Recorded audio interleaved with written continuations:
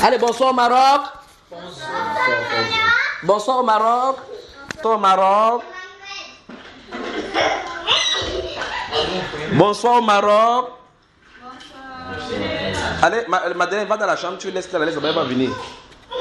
Laisse-lui le saut, patron.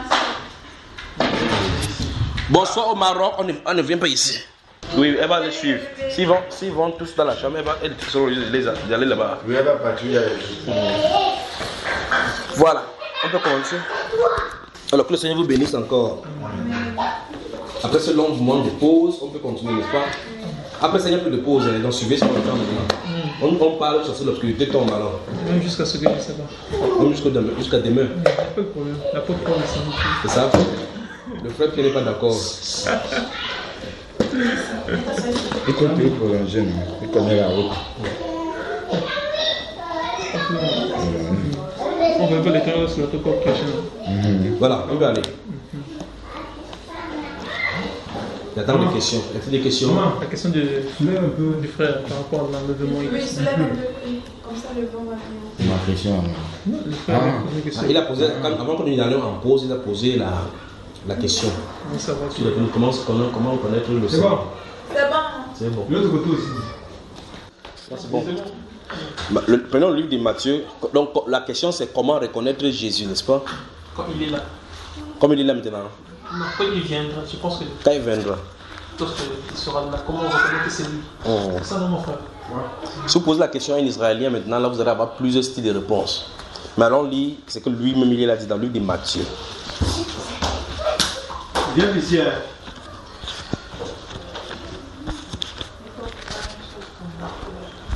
On y va.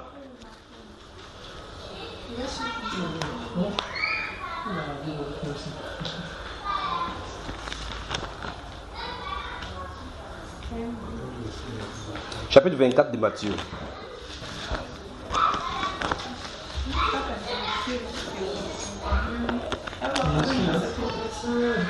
Qu'est-ce que c'est petit. Tout est petit. Je me suis là peut-être bien. Regarde-toi, frère, assieds-toi comme ça. Donc tu vas voir la lumière derrière toi comme ça, il s'assoit comme ça pour que la maman ait non seulement l'espace mais aussi la lumière. Est-ce qu'il faut la persécuter comme ça? Voilà, tu vois comment l'éclairage est venu, non? Matthieu chapitre 24, nous répondons à la question quand Jésus va venir. Comment on va voir cela? Comme Jésus s'en allait au sortie du temple, ses disciples s'approchaient pour lui en faire. Ok, mais ça crie là.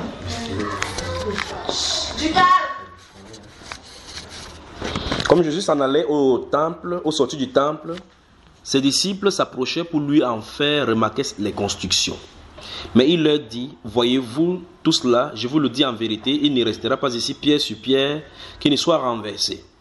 Il s'assit sur la montagne des Oliviers. Les disciples vinrent en particulier lui faire cette question. Dis-nous quand cela arrivera-t-il et quel sera le signe de ton avènement et de la fin du monde? Jésus leur répondit, prenez garde que personne ne vous séduise. Donc quand on a posé la question relativement à la fin du monde, première chose qu'il leur a dit c'est, fais attention à la séduction. Et on va voir par la suite que ce qu'il va dire effectivement, quand d'arriver, on en a des témoignages encore sur YouTube maintenant, nombreux. Verset 5, car plusieurs viendront sous mon nom. Donc tu fais bien de poser la question, comment se faire pour reconnaître Jésus quand il viendra? Maintenant, car plusieurs viendront sous mon nom, disant c'est moi qui suis le Christ. Et ils séduiront beaucoup de gens. Si vous allez sur YouTube, vous tapez Jésus de Sibérie. Vous allez voir un homme qui est en Sibérie là, qui a plus de 5000 fidèles. Vous allez voir d'autres personnes, cacophilées de haut là-bas, il y en a d'autres, ça crie là. Il y a d'autres vous appelez en Australie, plusieurs qui se font appeler pour Jésus. D'autres qui disent effectivement qu'il est le Christ, qu'il est venu. Et ils disent en citant les versets bibliques. D'autres disent, en tout cas, il y a cela 2000 ans, j'étais sur la terre ici, ils m'ont traité de la même façon. Quand ils font comme ça, ils sont simples. Mais le verset 5 dit ici, car plusieurs viendront sous mon nom, disant, c'est moi qui suis le Christ. Et il dit, on en a même des vivants maintenant, ils sont encore là nombreux. Et ils séduiront beaucoup de gens. Donc Jésus a dit que toute personne qui va le suivre, c'est la séduction. Parce qu'en réalité, la question maintenant que ton mari pose, effectivement, est légitime. Comment ceux-ci n'ont pas pu faire pour reconnaître le vrai Vers Jésus. Parce qu'en réalité, cette question n'aura pas été répondue.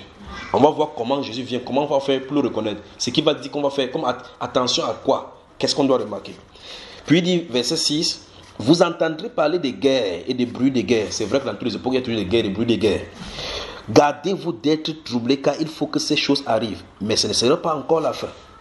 Une nation s'élèvera contre une nation, verset 7, et un royaume contre un royaume. Il y aura en divers lieux des famines et des tremblements de terre. Tout cela ne sera que le commencement des douleurs.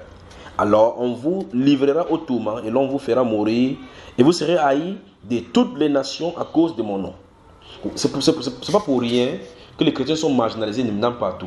On se moque d'eux n'importe où. Vous voyez, quand on regarde les chrétiens, vous allez sur internet, vous allez voir qu'on on dit que la Chine s'est développée. Il n'y a qu'en Afrique que les églises se développent. Parce qu'ils prisent à temps d'externe, c'est pas vrai? On se moque. Et vous voyez, nous sommes à la période. On dit qu'on sera moqué, ceux qui suivent Christ, de toutes les nations. Toutes les nations. Il dit à cause de mon nom. On dit, regardez, ils sont là seulement pour prier, alors que pendant que les autres se développent. Bon, quand la Chine se développe comme ça, là, ça fait que les villes de personnes se développent. Vous regardez la Corée du Nord, vous regardez Singapour, vous regardez tous ces pays développés. Ils ont beaucoup plus de crises qu'en Afrique. Beaucoup plus de crises en Afrique. C'est maintenant comment on appelle. L'Afrique n'a pas de problème de réchauffement climatique. On n'en a pas. C'est eux qui cherchent le problème. Verset 10. Alors aussi, plusieurs succomberont et ils se trahiront et se haïront les uns les autres. Verset 11. Plusieurs faux prophètes s'élèveront et ils séduiront beaucoup de gens. Dans le verset 11, c'est bien de s'arrêter d'abord et parler. On dit plusieurs faux prophètes s'élèveront. Le mot ici, écoutez, la façon que c'est écrit. On n'a pas dit s'élèveront, regardez bien. Mais voici, je suis assis. Regardez. Ici, on dit je me lève. Je me lève, ça veut dire que par rapport à la position assise, je me lève. Mais ici, ce n'est pas ce mot qui est écrit là, ce n'est pas le verbe qui est écrit là-bas. C'est se lever. Ça suppose qu'ils ont une notion qui les soulève. Vous voyez cela, n'est-ce pas?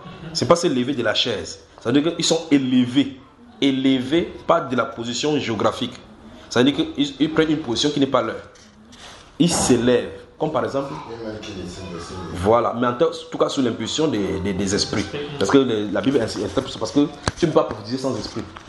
Voilà. Et des plusieurs faux prophètes se lèveront. Donc ça veut dire que il y a l'esprit qui va les pousser à sortir. Donc il veut dire plusieurs faux prophètes vont sortir de part et d'autre. Ils séduiront beaucoup de gens. La Bible prophétise qu'ils vont séduire. On n'a pas dit qu'ils pourront séduire. On dit qu'ils vont séduire beaucoup de gens. Et parce que l'iniquité se sera accrue, la charité du plus grand nombre se refroidira. Il commence à donner le signe. Le péché va augmenter. L'amour va diminuer. Le plus grave, pathétique de cette chose-ci, c'est au milieu chrétien. C'est-à-dire que pour savoir si nous sommes dans cette cloche-là, vérifier au milieu chrétien s'il y a de l'amour. S'il n'y a pas d'amour, on est en plein là dans la venue du Seigneur Jésus. Ici, il dit, vous savez, un jour, ils vont vous raconter une histoire. Je ne sais pas en quelle année. Si vous allez sur Bamba, vous tapez, ils avaient tout en commun. Je suis resté tranquille, le Saint-Esprit dit que va prendre le jeûne. Je me suis retiré dans le jeûne. J'ai pris 7 jours. Moi-même, il savait que c'était le mystère de l'église qui m'est sorti. Il dit qu'en sur le thème, ils avaient tout en commun. Je suis étonné, mais ils avaient tout en commun. Tu ouvres la Bible, tu commences à voir des choses terribles. La Bible déclare dans le livre d'Actes des Apôtres que les chrétiens vivaient en communion fraternelle. Ils avaient tout en commun. Personne n'osait dire que ceci n'aime pas. Mais les chrétiens, tu as écouté ça, n'est-ce pas? Si le style de vie s'est vécu au milieu des gens, le Saint-Esprit va se mouvoir. Parce que la Bible déclare qu'il n'y avait aucun indigent au milieu d'eux et le Seigneur accomplissait au milieu d'eux beaucoup de miracles. Mais les gens cherchent le Saint-Esprit, ils croient que le Saint-Esprit se dissocie de l'amour et de la communion fraternelle. Ce n'est pas possible. Donc chacun cherche le Saint-Esprit pour rester chez lui. Après, voici ma chose. Vous savez, il va vous dire quelque chose. Mon épouse est là. Il y avait des gens qui étaient au milieu de nous. J'ai dit à ma femme que après ces messages, telle personne va partir, telle personne va partir, telle personne va partir. Et après, quand j'ai prêché, ils sont partis. Il y a des choses qu'on ne supporte pas dans la doctrine. Mais pourtant, ce sont les choses fondamentalement qui est classée, c'est évident. Quand tu suis l'enseignement, tu as comme l'impression qu'il n'y a pas de problème. Mais il y a un problème. Parce qu'en réalité, à la fin de ce temps, les gens vont beaucoup s'attacher aux biens matériels. C'est-à-dire que pour savoir combien on est prêt pour le Seigneur, il faut savoir combien ton cœur est détaché de la terre. Donc il faut essayer de faire la part des choses, de mesurer que est-ce que ton téléphone iPhone qui t'a coûté 400 000, on peut prendre comme ça sans que je fais je vais maudire la personne. C'est-à-dire que il n'y a pas ce désir de maudire la personne. Tu restes tranquille, tu dis, en tout cas le Seigneur a permis qu'il prenne, tu restes vraiment tranquille. Si tel est le cas, ça veut dire ton cœur est détaché du matériel. Parce que Jésus a dit que là où il y a ton trésor, là aussi sera ton cœur. D'où vient-il que la Bible déclare qu'ils avaient tout en commun, par exemple?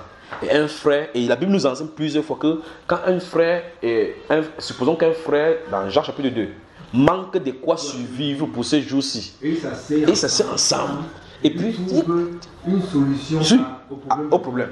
Mais aujourd'hui c'est que, va que le Seigneur te bénisse. Je ne tolère pas cela. Oui. Oui. Et aussi, la Bible disait que les chrétiens d'avant, oui, ils manquaient de rien, il n'y avait pas de pauvres familles. C'est ça que je viens de dire. Quand il dit ça, tu étais là, il dit qu'il n'y avait pas de négligents. Parce que plus on fait ça, plus Dieu bénit. C'est ça le secret que les gens ne savent pas. Il dit bien, cet enseignement que j'ai fait là, Dieu m'a dit que va jeûner. Je ne savais pas. J'ai pris mon bic, j'étais toujours content. Il dit que je suis sûr que les révélations vont sortir. Il dit, enseigne, vous avez tout en commun. La prochaine fois qu'on va venir, si vous venez avec la vidéo de ça, vous allez voir même maigre là-bas comme ça. J'enseigne, vous allez voir les visages de personnes, personne ne dit Amen. Non, ça. Et puis dans cet enseignement, je dis que vous le vouliez ou pas, le Saint-Esprit dit que les gens vont obéir à ça dans le monde. Ça sera avec vous ou bien ça en vous. Ça doit vivre, on doit vivre cela. Tu vois? Parce que plus il n'y a pas d'amour, plus l'iniquité vit au milieu de nous. Et plus on vit dans l'hypocrisie. Tu vas dire à quelqu'un que ma soeur, je t'aime, alors que ce n'est pas vrai. Parce que l'amour doit être prouvé. Il faut que si tu sois dans les difficultés, que je prenne ces difficultés à cœur comme si c'était moi. Parce que la Bible déclare que les membres les moins considérés, on doit prendre soin d'eux. Et la Bible dit, dans 1 Corinthiens chapitre 12, verset 18 à 22, et Dieu a placé les membres les moins considérés là-bas pour que les membres aient soin, que nous soyons sur les uns les autres. On dit, et si un souffre, tous souffrent. Mais je pose la question, c'est la chose aujourd'hui au milieu chrétien. Non. C'est l'individualisme. Ça ne doit pas se retrouver au milieu des chrétiens qui attendent la venue du Seigneur Jésus. Ils ont toucher ce point-ci. Oui. À voir ton frère souffrir pour que lui se lève. Pour qu'au milieu de l'église, c'est lui qu'on considère. C'est pas la Bible ça. Tu voulais parler, mon cher? Oui, je voulais juste ajouter pour dire qu'en fait, je pense que le problème même qui est dû par rapport à ça, c'est le fait que déjà, les chrétiens de cette époque ne sont pas d'abord unis. Parce que s'il faut commencer... Attends, quel est le lien de l'unité? C'est toujours l'amour. L'amour. Tu ne peux pas dire qu'on n'est pas unis. Et tu ne peux pas dire que je t'aime, frère. Frère Pierre, je ne peux pas te dire que je t'aime et que tu es dans la souffrance, je ne parviens pas à compatir à ta souffrance. Le plus grand de ces choses, c'est pour dire quoi? Si je viens en te donnant quelque chose pour te sortir d'une situation, dans le monde, les gens le font pour s'élever, pour se faire voir. Mais si on comprend la révélation qui se cache derrière, la Bible déclare que celui qui donne au pauvre prête à l'éternel, qui le lui rendra. Parce que si on convient que nous sommes dans un corps, prends ton corps, montre-moi ta tête, frère. Touche ta tête, touche tes pieds. Bon, maintenant, qui est plus important de ton corps que qui? Aucun. Quand tu vas te laver, tu laves quoi? Toutes les parties de ton corps. Donc tu prends soin sur toutes les parties du corps. Maintenant, si le pied dit que tu dis que je t'ai demandé d'aller quelque part, tu as refusé. Il ne te lave pas aujourd'hui. Tu n'es pas un fou. Donc maintenant, si tu peux acheter un habit, tu dis, le pied, ça me dérange beaucoup, je veux couper la partie s'il ne peut pas s'habiller. Tu fais du mal à qui? Donc un corps qui souffre, un petit membre qui souffre, tout le corps souffre. Quand tu manges la nourriture, lequel de ton partie de ton corps profite? Bon, voici un bon plat de riz, comme un plat de spaghetti, comme nous avons mangé le dindon là maintenant. Qui a mangé? Tout le monde a mangé. Voilà. Mais maintenant, pour que cette nourriture arrive dans notre corps, quels sont les membres qui ont participé?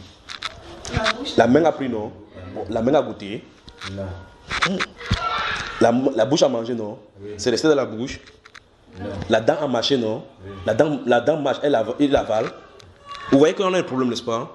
Donc, chaque chose qui travaille dans cette harmonie font tout pour que tout le monde en profite. C'est ainsi que le corps de Christ doit fonctionner, frère. Et c'est dans cette attente qu'on doit être dans cet amour. Ça veut dire que nous devons nous soutenir les uns les autres. Ça fait très que dans les dénominations, la façon que ça fonctionne, c'est vous remarquez que si quelqu'un est pauvre, les personnes ne le reçoivent pas. Si quelqu'un a des problèmes, il n'a pas d'argent, on va te faire tourner en rond là-bas, tu vas partir. Mais si vous avez de l'argent, vous nommez dans les postes, on fait tout pour vous garder. C'est la sorcellerie. Je ne peux pas supporter tes choses au milieu chrétien. Parce que quand j'étais dans le jeûne pour prêcher ce message, c'est que Dieu m'a montré. J'ai dit qu'on était loin de la foi. Être avec Jésus, ce n'est pas prêcher la parole, connaître les versets, ce n'est pas ça, c'est vivre. Jésus a dit, quand il quitte la terre, il dit que voici ce que je vous laisse.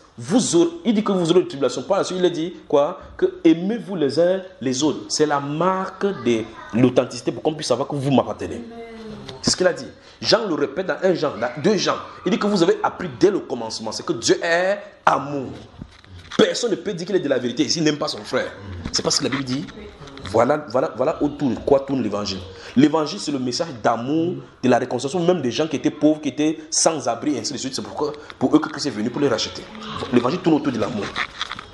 Et donc, les gens qui attendent la venue du Seigneur Jésus-Christ, si tu ne vis pas dans l'amour, je ne sais pas si tu vas partir. Tu ne partiras pas. Parce que c'est le royaume de l'amour là-bas. Sur la terre, au milieu chrétien, les gens vivent dans l'inimitié. Même dans une assemblée, quelqu'un, quand on dit saluez-vous, les gens s'esquivent. On salue d'abord celui qu'on connaît. Les gens s'esquivent. Il dit bien les gens s'esquivent.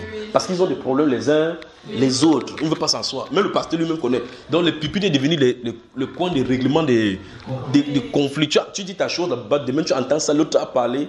Les choses qu'on ne donne pas se nommer au milieu chrétien. C'est le numéro de ce qu'on appelle ça. Je suis en train de dire ici parce qu'il dit ici là que il est dit là-bas que parce que l'iniquité se sera accrue. On dit c'est à cause du péché. L'iniquité en réalité c'est l'injustice. Donc l'injustice va vraiment se développer. L'amour du plus grand nombre. Dieu merci, cette prophétie ne dit pas que l'amour de tous les chrétiens. Il est dit l'amour du plus grand. Donc ça veut dire que si on voit en proportion les chrétiens qui vivent dans l'amour, ils seront un peu de nombre relativement par rapport au nombre de chrétiens qui sera sur la terre. La prophétie a dit l'amour du plus grand nombre. Comme ça a dit l'amour du plus grand nombre, même s'ils prêchent comme ça, les chrétiens vont entendre. Comme ceux-là. J'avais dit à ma femme avant de quitter la maison, comment on est parti comme ça là, c'est le moment de séparation ici. Les gens sont partis. Il dit comme il va prêcher là, ceux-ci vont partir. Et si je regarde, ce sont les gens qui étaient les plus riches. Les plus riches. C'est-à-dire quand il vient, tu donnes le prophétie, il dit oh il est content, il est content. Quand il vient pour me donner des choses, il dit non frère, tu as vu tel frère, oui, donne-lui ça. Parce qu'il connaissait son genre de cœur. Il est prêt à me donner quelque chose parce qu'il s'attend à ce que si Dieu lui donne, s'il a besoin de prophétie, que ses enfants ne parlent pas pendant qu'on passe ces choses-ci. Quand il vient me donner des choses, sachant que si il a un problème de main, comme il va m'appeler, on ne manipule pas avec l'argent. Je ne suis pas né dans l'argent. Je n'ai pas.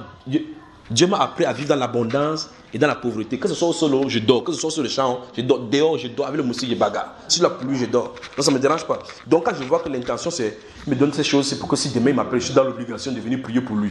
Tu vois un peu cela? Donc les gens ne comprennent pas que ce n'est pas parce que tu as donné l'argent ou bien donné quelque chose que si tu as besoin de prier, c'est pas tu ne payes pas le Saint-Esprit. Parce que le Saint-Esprit ne dit pas que prie. On ne prie pas.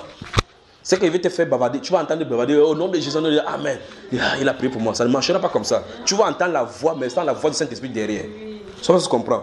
Alors quand cette personne se vient vers toi, dit oh frère, prends ceci, telle chose, prends ceci. Si tu ne peux pas faire ça à un frère qui s'ouvre et tu fais ça à moi, c'est que tu fais ça par exception. Tu vois, parce qu'il y a un intérêt. Comme ces frères-là n'ont pas de don spirituel, tu ne reçois pas de don spirituel, tu ne peux même pas faire. Parce que demain, si Dieu bénit ces frères-là avec les dons de guérison, tu es derrière. Il poursuit comme ça le don de guérison. L'amour doit être désintéressé. Il doit aimer tout simplement parce que Christ a dit qu'on aime. Donc quand il marche, il ne faut pas la bousculer.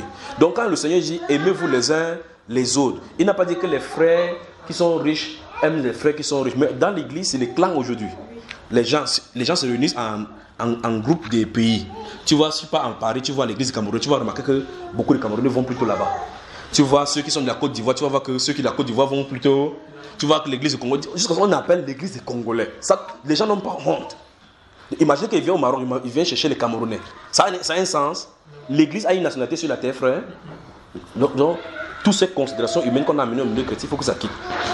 Mais la prophétie dit, parce que l'iniquité se sera accrue. Donc l'iniquité va aller comme ça, croissante. Ça va faire diminuer l'amour du plus grand nombre. Donc quand quelqu'un lit ce genre de passage, il va poser la question, est-ce que je suis dans le grand nombre dont l'amour a diminué?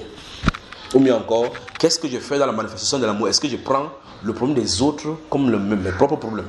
Parce qu'en réalité, tel qu'on sème, c'est tel qu'on moissonne. Parce que si tu peux ne pas avoir de problème maintenant, mais tu ne connais pas à quoi le lendemain c'est fait. La Bible déclare avec le signe avant-coureur, le lendemain comme ça, là, tu te lèves. Il y a des gens qui étaient milliardaires le lendemain. En tout cas au Cameroun, s'il y a un évangile à prêcher, c'est vraiment au Cameroun. Les gens qui étaient ministres aujourd'hui, premiers ministres, le lendemain ils sont en prison. Même ministres de justice sont en prison pour côtoyer les prisonniers qui les avaient eux-mêmes condamnés. Ouais. Et je ne sais pas si tu comprends comment ça peut faire. Dieu te fait revenir pour que tu comprennes que la condition que tu vivais, il peut te sortir du palais pour te mettre en prison. Il peut te sortir de la boue pour te mettre au palais. Mais l'être humain ne comprend pas ça. Mais ces choses, ça devrait être compris bien en l'église. Alors quand je suis tenu là-bas, j'ai prêché.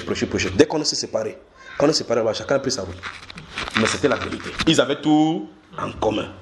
La Bible déclare que chaque personne, ceux qui avaient les champs, vendaient plutôt, venaient donner aux gens. Je vais vous dire quelque chose. Il y a un papa qui est venu dans des enseignements, je ne connais pas quel est le titre, je crois que c'est la tradition de notre divinité, Dieu étranger avec l'eau. C'est un papa qui est venu avec sa fille, on a prié pour la délivrance de cette fille-là. Et ce papa, dans cet enseignement, il a le temps de lancer un SOS pour ce papa. Je ne sais pas si vous avez suivi ça. Oui. C'est le Dieu africain, quelque chose comme ça là. Il parlait de ce papa-là, il a dit que le voici, il a presque 75 ans, il n'a pas son toit. Cette chose-là, ça m'a brisé le cœur. Je pense que dans cet enseignement, c'est un papa qui avait cherché voilà partout, il allait jusqu'à aller au village, tu as suivi cela. Dans cet enseignement-là, je lance un SOS exprès pour que le cas de ce papa soit réglé. Même moi, si j'avais tout ça dépendait de moi, on résolvait le problème. Vous savez ce qui s'est passé? Il y a des frères effectivement qui ont réagi dans le monde entier. Ce papa, s'il n'a pas de terrain, vous savez ce qu'on a fait? J'ai pris sa carte d'enterrement de mon épouse. Il y a quelqu'un qui nous a offert un terrain. Il ne connaît pas. Nous, on a fait le papier au nom du papa là. Il ne connaît pas. On va l'appeler. C'est parce qu'on a le travail. Parce que les peu d'argent que les gens ont envoyé, 100 000 par-ci et au-là-bas, on a vu que si on lui donne ça, il va manger, ça ne se résout pas le problème. Qu'est-ce qu'on a fait? On a pris cet argent, on a fait le papier, on a fait le papier. Quand le terrain est prêt, on va l'appeler pour dire papa, voici ton terrain, 500 mètres carrés. Fais ce que tu peux faire. Tu vois, si c'est 500 mètres carrés, s'il juge qu'il peut couper 250 mètres carrés, ça lui donne un peu d'argent pour vendre, pour construire un petit truc, il va construire. Voilà comment tu peux aider quelqu'un. Dans ce même endroit, on a encore 2 terrains. J'ai dit à ma femme qu'on n'a pas besoin de tout. Et c'est pour ça que je rends grâce à Dieu pour la femme, la qualité des femmes que Dieu m'a donnée. Tu vois, les gens, on a eu le terrain là-bas parce que j'ai un ami procureur qui avait une situation là-bas. J'ai résolu le problème. Il m'a donné un terrain. J'ai dit à ma femme, qu'est-ce qu'on fait de cela? Il y a 2 frères qui ont des problèmes. Il y a un terrain. Ce frère, on a pris le cadre. Ne le dis pas. On a divisé le terrain en 2. Une partie pour ses frères, une autre partie pour ses frères. On nous l'a donné. On n'a pas besoin de cela. Nous avons un terrain en haut.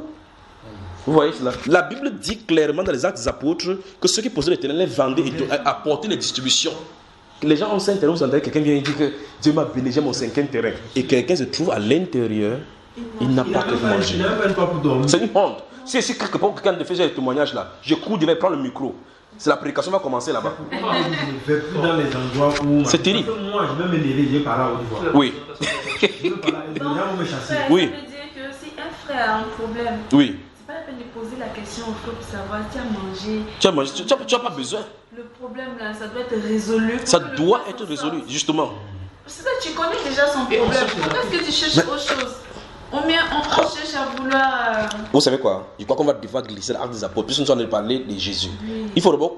Parce que la question c'est comment reconnaître Jésus qui va venir. N'est-ce pas? Je pose la question autrement. Qui sont ceux qui sont censés le reconnaître? Moi, ça revenait à. Vous avez à reconnaître Amen. Ça revenait à quoi? Connaître les authentiques. Oui, connaître les authentiques. Et quel est le véritable évangile que Christ nous a laissé. Amen. C'est l'évangile d'amour. C'est ça. Et ça doit se vivre. L'amour, c'est pas que je t'aime. Non, c'est pas ça. C'est la pratique. C'est les actes. C'est la loi parfaite. La loi parfaite. Alors, lisons, allons.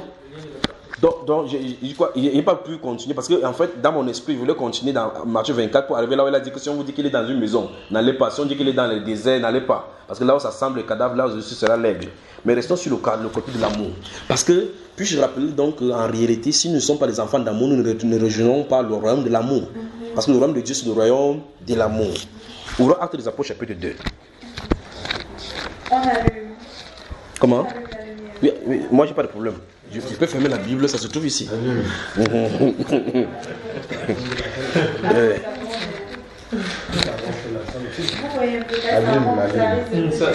pour moi, c'est bon.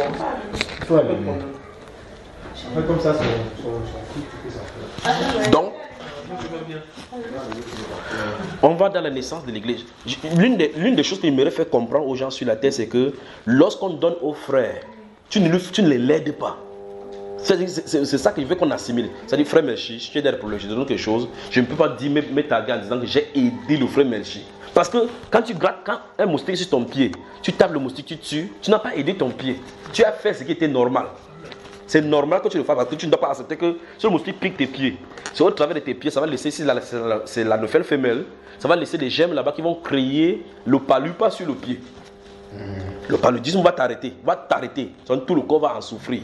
Nous sommes d'accord. Mais il a piqué au niveau du pied. Alors qu'est-ce qu'il faut? Il faut que la main va taper ces moustiques-là pour que le corps ne soit pas paralysé. La main ne doit pas dire que non, j'ai aidé le pied pour que le moustique ne pique pas. Parce que C'est un corps. C'est toi-même, c'est ton corps. C'est un membre de ton corps. Et un membre ne se réjouit pas parce que l'autre membre n'est pas fluide. Tu ne peux pas manger, tu dis que la vitamine va entrer dans moi, ça ne doit pas entrer ici. C'est toi, tu vas voir que ça a des problèmes. N'est-ce pas, frère? Comme tu disais tout à l'heure, que la main c'est donc alors d'avoir nourri la terre. Il va confirmer, non? Il va faire comment? C'est pour cela que vous voyez que, frère Michel, lève-toi un peu debout parce que j'aime prendre cet exemple. Lève-toi, tiens-toi debout parce que c'est toi qui as le carré de celui qui a parlé. Tu vois comment les gens comme celui qui a apporté un là, non? Tu vois? Dieu a fait de telle façon que tous les membres du corps sont en dessous de la tête. Tous. Parce que seul Christ qui est le symbole de la tête est élevé. Lève un peu la main droite. Reste comme ça pendant qu'on prêche ici, tu vas voir. Tu as vu, quand il fait comme ça là, qu'est-ce qu'il a dit de vouloir faire? Il veut chercher la gloire, il veut dépasser Christ. Donc il veut s'élever au-dessus de Christ. Christ a fait de telle façon que même si tu souffles un peu quoi, si ça dépasse de la tête, tu vas comprendre qu'il faut dire que ça descend. Mais la tête reste là-bas, ça n'a pas de problème. Mais tu fais comme ça là, tu vas faire parce qu'il va te renvoyer en bas. Tout ce qui est élevé sera rabaissé. Assure-toi mon frère, que Dieu te bénisse. Donc le Seigneur a fait de telle façon que ce soit lui ce qui... C'est ça que tout ce que le corps doit faire, c'est doit faire pour la gloire de la tête. Parce que c'est la tête qui coordonne n'importe quoi. Bon, si je vois le bidon là-bas, mon œil voit, et que le mouvement pour aller prendre, il n'y a pas... On dit qu'on... Si la tête n'ordonne pas. Ça n'ordonne pas, ou bien encore si le veine, ou bien les vous appelez quoi? Si il y a l'AVC, comme le Ali Bongola, tu vois, il peut saluer quelqu'un véritablement bien. Il te voit bien pour faire... Parce que la commande entre la tête et l'un des membres est disloqué. Ça ne fonctionne plus. Le lien de la perfection entre la tête et les membres, c'est l'amour. C'est comme ça que Christ fonctionne. C'est au travers de l'amour qui fonctionne que les membres fonctionnent les uns les autres. La Bible déclare que tout le lien de la perfection bien coordonné par les membres, cette substance-là de la tête qui est Christ. Donc Christ ne peut pas fonctionner sans l'amour. Lisons chapitre 2 des Actes des Apôtres. Ils sont encore venus ici au Maroc. Maroc, bonsoir. Bonsoir. Donc on voit la première prédication de l'église. La première prédication. Pierre prêche. Nous sommes dans chapitre 2. Actes chapitre 2. Pierre prêche. Les gens qui se convertissent là, près de 3000 personnes qui se convertissent, c'est les premiers croyants là-bas. C'est l'église naissante là-bas. Donc en dehors des 3000, presque 3000 qui sont là-bas, il y en a plus de 120 qui étaient dans la chambre haute. Voilà les premières constitutions. Donc disons à peu près 3200 personnes qui forment le premier corps de Christ visible sur la terre. Parce que le corps mystique du Seigneur Jésus existe toujours. A toujours existé. On sort seulement pour être manifesté.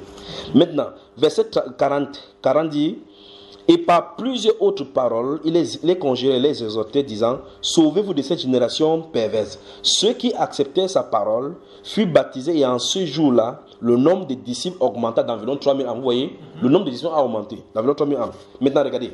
Ils persévéraient dans l'enseignement des apôtres. Quand on est disciples, on vit dans l'enseignement des apôtres. Pour ça, les gens acceptent volontiers. D'autres, les apôtres profitent donc pour vendre leur CD, pour vendre leur truc en disant que c'est l'enseignement des apôtres. Puis, dans la communion fraternelle, le partage fraternel, il n'y a pas de communion sans lien de l'amour. Communion fraternelle, dans la fraction du pain et dans les prières. Voici les 4 piliers de l'église. Bon, maintenant, comment tu vas enseigner? Faire la fraction du pain, faire les prières sans communion fraternelle. Oh, tu ne peux pas parler de communion fraternelle sans qu'on ait rien de commun. Parce qu'une communion, ça veut dire que c'est un partage, c'est des partages. C'est ça qu'on appelle communion, ce n'est pas le boule de pain des catholiques, là, ça n'a rien à voir. Ici, c'est la communion. Là maintenant, nous sommes dans la communion, le partage de la parole. Oh, maintenant, continuons ici. Regardez. La Bible déclare, verset 43, la crainte s'emparait de chacun et il se faisait beaucoup de prodiges et de miracles par les apôtres. Verset 44, ça c'est l'église naissante. Première marque de l'autorité de l'église. Tous ceux qui croyaient étaient dans le même lieu. Ils avaient tout en commun. C'est terrible. Qui? Ma voiture. Ma voiture. Tu vois comment j'ai souffert pour avoir la voiture là? Oui. Tout à l'heure, quand je voulais parler de l'église ne sont pas unis. C'est d'abord c'est un peu ce que je voulais expliquer. Est-ce que ce n'est pas par exemple dû au fait que on peut dire d'abord que l'église ne se connaît pas, ou bien les membres de l'église ne se connaissent pas. Parce que s'ils se connaissent déjà, l'union peut arriver. C'est vrai que pour qu'il y ait union, il faut amour. C'est parce que si on voit un peu le acte chapitre 2 de Acte ici, on voit que ceux-ci, les gens qui se connaissaient, qui étaient dans le même endroit. Attends d'abord, tu touches là encore le vrai nœud des problèmes de cette église maintenant. Ok, je te pose la question. Pourquoi ils ne se connaissent pas maintenant? Qu'est-ce qui empêche de se connaître? Parce que 1, on se méfie des uns des autres. 2, on vient des origines diverses. 3, il y a des prérequis ou bien encore des mauvaises pensées qu'on a quittées dans le monde, que dans l'église ça n'a pas changé. Par exemple, vous êtes quelque part. Personne ne connaît là où le pasteur habite. On ne connaît pas, on ne peut pas venir chez le pasteur. Le lieu qu'on rencontre dans un bureau, il a son bureau comme un fonctionnaire. Oui. Bon, maintenant, la Bible déclare, vous les reconnaîtrez à leurs fruits. Tu vas voir ces fruits où? C'est exactement. Tu comprends le problème, n'est-ce pas? Exactement ce que je voulais dire. Parce que, par exemple, si on prend un peu les dénominations, par exemple, c'est ça, comme tu as dit, ceux qui vivent dans les dénominations, si on les appelle églises, eux, par exemple, ils ne connaissent pas tout ça. Ce qui fait que c'est difficile qu'ils manifestent l'amour. Si on parle, par exemple, nous, que le Seigneur nous a fait grâce, par exemple, est-ce que je connais que j'ai peut-être la sœur Cyril qui se trouve ici? Voilà. Quand tu la connais, tu sais que vous pouvez visiter. Maintenant, donc vous voyez quelque chose pour vous partager. Oui. Maintenant, quelle est la différence entre les dénominations? Tu vois que la dénomination, il y a les fidèles. Oui. Ils se rencontrent, c'est le lieu de rencontre là-bas. Quand ils se rencontrent, dès qu'ils quittent, c'est terminé. Ils se rencontrent encore la prochaine séance. Donc là-bas, ils sont comme dans le lieu de travail, ce sont les collègues. Mais la différence maintenant, c'est si elle veut boire l'eau. Lorsqu'on voit ce que la Bible enseigne, ce qu'on fait aujourd'hui, c'est qu'il y a la pratique de la réunion style mondaine dans les dénominations. Pourtant, on parle de... J'ai dit frère Melchi, sœur Cyril. N'est-ce pas? Voilà la sœur grave. Pourquoi il l'appelle sœur ou il l'appelle frère? Pourquoi j'appelle frère? Pourquoi je t'appelle frère avec toi? Parce que nous sommes les mêmes familles. Oui. Et les familles se connaissent. Les gens de la famille, c'est fréquent. Voilà le mot. D'où on comprend vraiment pourquoi il y a un problème dans les dénominations. Ah, non, pas que c'est dans les dénominations qu'il y a un problème. C'est la dénomination qui est un problème. Parce que c'est la source des différentes barrières. Oui. Parce que si quand parce que la famille, comme tu dis, nous sommes frères. C'est pas moi qui dis, c'est la Bible. Oui. C'est-à-dire que le principe de la Bible dans la vie chrétienne, c'est la vie de famille. Voilà. Parce qu'on dit frère et sœur, n'est-ce pas? Remarque bien, dans les dénominations, le pasteur va se lever là-bas et dire que quand tu te lèves là-bas, suivez ton porte-monnaie parce qu'on ne sait pas qui est qui. Suivez même ton frère. Et on dit même que arrête tes blessures. Si ton frère dort, tu arrêtes sa femme. Tu entends des choses comme ça se passent là. Alors, c'est vrai que si il quitte ici, je ne peux pas laisser mon téléphone à côté d'ici parce que j'ai peur du frère Pierre. Oh, tout à l'heure, je suis quitté, c'est allé dans la chambre plusieurs fois, mon téléphone était là, non? Dans les dimensions, tu peux tenter ça. Est-ce que vous pouvez tenter? Vous voyez, quand tu rentres là, c'est comme la personne qui était à côté de toi, il est sorti, il est parti. Pas vrai? Parce qu'on ne se connaît pas. Mais ici, nous sommes en famille. Je laisse quelque chose là-bas, je laisse mon ordinateur, il n'y a même pas besoin d'être parce qu'on se connaît. Tu vois? C'est ainsi que Christ a voulu que ce soit une famille où Christ est le Père. Tu vois cela? Donc la dénomination, c'est le principe de division. Tu ne peux pas parler. Et donc ça divise. Ça divise les familles, divise les maisons, divise les gens. Quand quelqu'un entre, c'est pour ça qu'il veut toujours construire le plus grand pour pouvoir absorber beaucoup de grands nombres. Sachant que vous êtes là-bas, vous êtes nombreux, on ne se connaît pas. Vous êtes dans un lieu où il y a 400 personnes. Après, ils vont se plaindre qu'on ne se connaît pas parce qu'on est 400 ici. Qui a demandé que vous réunissez là-bas à 400? Vous voyez qu'une fois de plus, même la pensée là, ici à l'église naissante, on pourrait penser qu'il devait avoir ce genre de problème. Mais l'église naissante, ils étaient plus de 3000. Ils n'ont pas construit un lieu où ils ont pensé construire un lieu où 3000 personnes vont se réunir. Mais on dit qu'ils étaient tous dans le même lieu. N'est-ce pas, frère? Or, à Jérusalem, le seul lieu qui était plus grand qui peut contenir au moins 30 personnes, c'est le temple. Donc, ce n'est pas le lieu là dont on est de parler. Qu'est-ce qui se passe? La Bible déclare qu'ils se réunissent dans les maisons. Vous êtes dans la zone de Jérusalem, à Est. Les gens qui sont là-bas se réunissent là-bas. Les apôtres passent de lieu en lieu pour les saluer dans les maisons. Ils se visitent les uns les autres. Vous voyez comment le principe, n'est-ce pas? Mais aujourd'hui, quand les gens ne connaissent pas l'histoire de la Bible, ou la façon que Dieu veut que l'architecture de l'église se passe, on dit ok, mais si on est 400, on va faire comment? Mais le premier chrétien était 3000. Ils n'ont pas pensé que non. Construisons les maisons. Le but de vendre les maisons, vendre les terrains, n'était pas pour construire un lieu. C'est ça le plus grave de toutes ces histoires. Mais aujourd'hui, plutôt les pasteurs disent vendez vos lieux pour qu'on construise un lieu. Or, le temple qu'on doit bâtir, c'est le corps humain. Le corps dans lequel le Saint-Esprit doit habiter. Il faut qu'il soit à l'aise. Maintenant, ici, il est dit ils étaient tous dans un même lieu. Or, ils étaient 3000. Or, tous les 3000 n'étaient pas dans un lieu géographique. Tous ceux qui avaient cru, parce que là, à Jérusalem, il y avait des gens qui venaient de l'extérieur.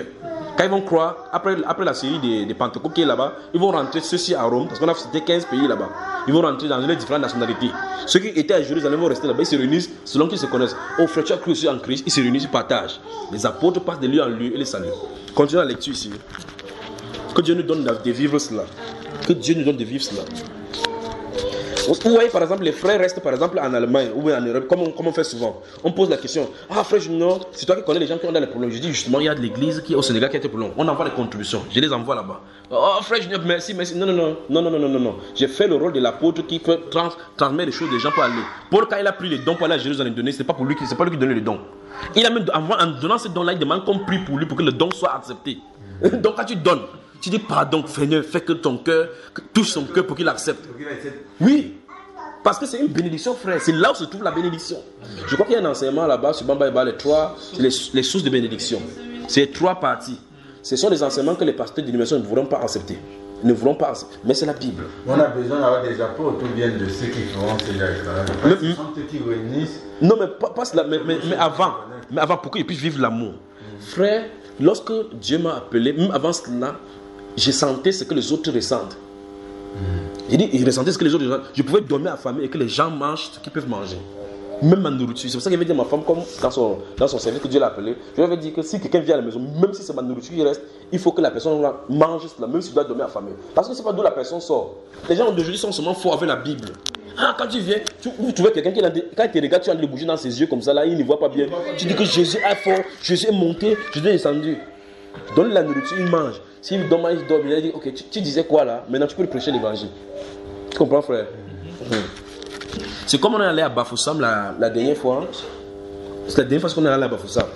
Je vais à l'hôtel où nous dormions. Quand je suis venu garer là-bas, j'ai garé la voiture. Comme on avait voyagé, la voiture était sale. Parce qu'on a roulé, il pleuvait. Et là-bas, c'est la terre rouge.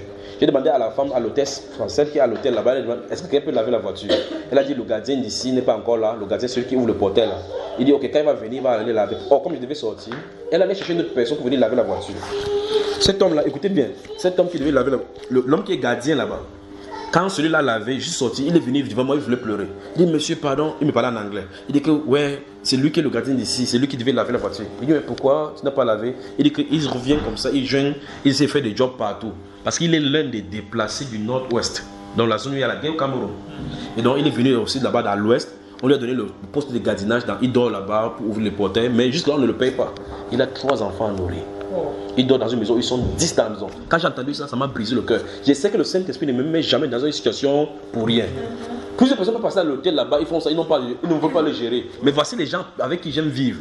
Je suis descendu de l'hôtel, j'ai laissé ma femme dans l'hôtel, je suis allé m'asseoir avec lui là-bas pour parler. Explique-moi. Il m'a expliqué comment ils vivent. J'ai dit, vous êtes au nombre de combien? Il a son frère, ils sont 20. Donc les deux familles sont 20 dans une petite chambre. Donc il sort comme ça là, il fallait qu'il lave au moins la voiture, pour qu'il donne les 1000 francs là, pour qu'il parte comme ça pour acheter la nourriture, pour nourrir ses enfants. Il est comme ça, il ne sait pas ce qu'il va manger ce soir là. Entre temps, dans cet hôtel là, les gens vont rentrer là-bas, dépenser des centaines de mille pour faire des bêtises, boire de l'alcool là-bas. J'entends ça me brise le cœur. On a fait un petit paquet là pour lui donner pour la famille, pour qu'il mange cette semaine là. Et je suis allé à l'église de Bafoussam, j'ai dit, c'est votre responsabilité ici en tant qu'église de détecter ces personnes. J'ai dit, je vais les soutenir si les frères dans le monde entier, si dans ça ils envoient, on va acheter le riz pour les donner. Et je leur ai dit, c'est là où je voulais en venir. Je leur ai dit, ne leur donnez pas pour dire, il faut qu'ils se convertissent d'abord pour qu'ils le donnent. Jésus n'a pas demandé qu'on fait du bien pour ceux qui ne sont les chrétiens. Autour de nous, on a senti la souffrance que les autres souffrent. Parce qu'il ne faut pas qu'on dise que non, le but c'est pour qu'il faut dans notre église qu'on donne. Vous faites cela sans même dire que vous êtes chrétien. C'est la marque de l'amour. Il faut qu'en regardant cela. Tu vas aller les voir. Comment? Tu iras les voir quand tu quittes ici. Oui, je vais rentrer encore parce qu'on a encore programme pour Bafoussam. Parce que j'ai pris son numéro avec la liste. Elle a donné la liste. J'ai photocopié ça de nos frères qui sont là-bas. Je leur ai dit, prenez en contact, allez voir la famille pour qu'on voit ce qu'ils ont. Les enfants doivent fréquenter. Ils doivent avoir les matelas qu'on doit les mettre là-bas. Ils ont les médicaments qu'on doit leur accepter. Il y a encore une autre famille que j'ai vue sur internet. Enfin, on montait ça au journal. Une famille qui a aussi fui la guerre. Ils sont 17 dans une maison. Une maison cassée. 17 avec des petits enfants comme ça. Une vieille maman qui prépare la nourriture. Il lèche comme ça. J'ai entendu ça, ça m'a brisé le cœur. Le plus grave de cela, c'est que quand on voit cela, on va voir le pasteur qui sont en train de se vanter d'avoir 5 voitures, 7 voitures. Et cette même veuve-ci, ceux qui sont chassés là, si ce qui vient à l'église, comme ils disent là-bas, ils vont encore demander même de donner l'offrande qu'ils ont entre les mains. Ne sachant pas d'où ils sont sortis. Vous voyez cela? Mais nous, on doit faire la différence. Amen. On doit prêcher par la différence. Il faut que, lorsqu'on te voit, on ne voit pas parce que tu as porté la Bible qu'on dit que tu es chrétien. Je veux savoir, excusez-moi, oui. Le monsieur qu'on avait rencontré, oui. Est-ce que vous avez posé d'abord la question de savoir à quel groupe il appartient? Non. Ça ne m'intéresse pas. C'est son problème qui m'intéresse. C'est son problème qui m'intéresse. Mais il y a des gens que tu veux poser la question, tu es déclaré à l'église, tu donnes souvent les offrandes ici, quel est ton père spirituel? Ça n'a pas de sens. Bon, Jésus, quand Jésus rencontrait quelqu'un pour lui faire du bien, il demandait quel était son père. Il a dit à ceci tous connaîtront. À ceci tous connaîtront que vous êtes mes disciples. Si vous avez de l'amour entre vous. Si entre la chrétienne d'abord, il n'y a pas d'amour, tu crois que c'est ceux de l'extérieur qu'on va aller regarder. Maintenant, qu'est-ce que la Bible dit dans Galates chapitre 6? La Bible dit, verset 7, que ne vous y trompez pas. C'est qu'un homme aura semé, il le moissonnera. Celui qui sèmera pour la chair, moissonnera de la chair la corruption. Mais celui qui sèmera de l'esprit. La question c'est comment est-ce qu'on sème pour l'esprit. Vous voyez? Proverbe dit, celui qui prête, donne aux pauvres, prête à l'éternel qui le lui rendra. Donc pour s'aimer par l'esprit, regardez les pauvres. Tu cèdes là-bas. Il dit que tu moissonneras de l'esprit la vie éternelle. Puis il dit ne vous lassez pas de faire le bien, car nous moissonnerons au temps convenable.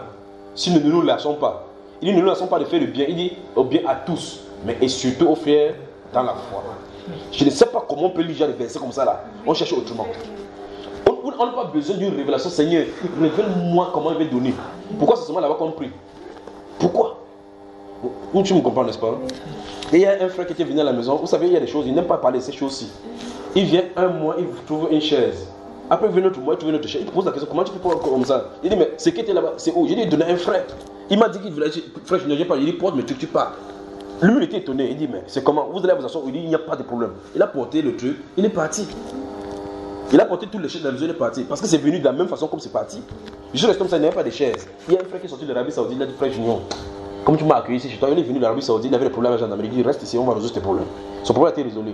Il a dit, comme il n'y a pas de chaises là, il y a une chaise qui avait commandé l'Arabie de Dubaï. C'est quelque part là-bas chez les gens qui viennent dans le conteneur. Il dit, va là-bas, tu dis, c'est moi. Il faut seulement donner telle somme, il va te donner. Juste là, il a donné, on a mis la chaise là-bas. Ça n'a pas fait un an, quelqu'un aussi avait besoin. Il a aussi donné. Je vais mourir, je vais partir avec la chaise. Oh. Il y a le frigo à la maison, ça veut dire quelqu'un fait dire, oh, ça me plaît. Il dit, prends alors, tu pars. Tu portes, tu pars. Amen. Merci, gloire à Dieu. Mais c'est terrible. Terrible. Les gens s'attachent au matériel, Vous allez voir quelqu'un qui a même la maison où il y a le magasin à l'intérieur. Les choses sont stockées là-bas, Les gens peuvent, ça peut être utile pour quelqu'un. Ça pourrit. Que Dieu ne vienne en aide. Continue ici. Verset 44 encore. Tous ceux qui croyaient étaient dans le même lieu et ils avaient tout en... J'aime ces phrases-ci. Ils avaient tout en commun. Ils vendaient. Donc, mais je crois que quand les gens lisent ceci, ils souhaiteraient que ce soit dans l'Ancien Testament. Que vous dites, non, on dit ça. Ça, c'est le Nouveau Testament. Point quelqu'un dit que c'est le Nouveau Testament ici maintenant. Ça, c'est le Nouveau Testament maintenant. Ils vendaient leurs propriétés et leurs biens. Et ils en partageaient le produit entre tous. Écoutez bien, selon le besoin de chacun. Voici le défi dans l'Église. Voici donc le défi de l'Église. Voici le défi. C'est pour que là, effectivement, on ne dit pas qu'on vend à 10 millions, si nous sommes dit chacun à 1 million. Parce que tu peux avoir le problème de 5 millions, moi le problème de 200 000. On ne doit pas me donner un supplément que ça me crée des problèmes. On lui donne 5 millions parce qu'il doit sortir des problèmes de 5 millions. Tu vois cela? On dit selon le besoin de chacun. On n'a pas dit qu'on fait un pas égal. Parce que le Saint-Esprit donne selon les besoins. Comment on vit avec le Seigneur? On vit en comptant sur lui pour qu'il nous donne le pain de ce jour, ce qui est nécessaire pour vivre. Et par conséquent, le Seigneur dit qu'on ne s'occupe pas du lendemain. C'est le projet qu'on a fait dans le futur là qui commence à nous créer le problème comme ça. Parce qu'on fait le projet dans le futur. On va dire, et Dieu dit, ne t'appuie pas sur ta sagesse. Tu vois cela? Recommande ton soi à l'Éternel et tes projets réussiront. Est-ce qu'on parle un peu des problèmes des comptes bancaires? On arrive là, on arrive. Le seul compte bancaire d'abord pour commencer, c'est encore très grave. Parce que tu entends ça là? Toujours dans la même. Oui. Parce que par rapport à la question du frère, comme tu as en train de développer, qui demandait comment reconnaître, non. Mais si on prend sur la base de ces versets, oui. Il n'y a pas que les chrétiens qui le font. Oui. Est-ce qu'à sur cette base, on peut vraiment connaître que cette personne-ci... Voici la différence. À cette différence-ci, il y a les souillures du monde. Dans le livre, il y a deux versets qu'il faut croiser. Il y a Tite chapitre 2, verset 11 à 13. La grâce de Dieu, source de salut pour tous les hommes, a été manifestée. Elle nous enseigne à renoncer à l'impiété, à vivre dans ce monde-ci, loin de toutes ces choses-ci. Et dans le livre de Jacques chapitre 1, verset 26, il est dit que la religion pure et sans tache devant Dieu notre Père consiste à visiter et assister, si tu veux, les orphelins, les veuves dans leur affliction et à s'abstenir des souillures du monde. Les musulmans font ces choses-ci. Les musulmans font là-bas. Mais si les souillures ne sont pas... Ça veut dire quoi? En parlant, c'est là où je vais arriver. Parce que si on regarde même certains musulmans... Oui, ils pratiquent ça. Oui. Mais avec l'hypocrisie quand même. Non, nous ne sommes pas dans leur cœur pour connaître... Oui.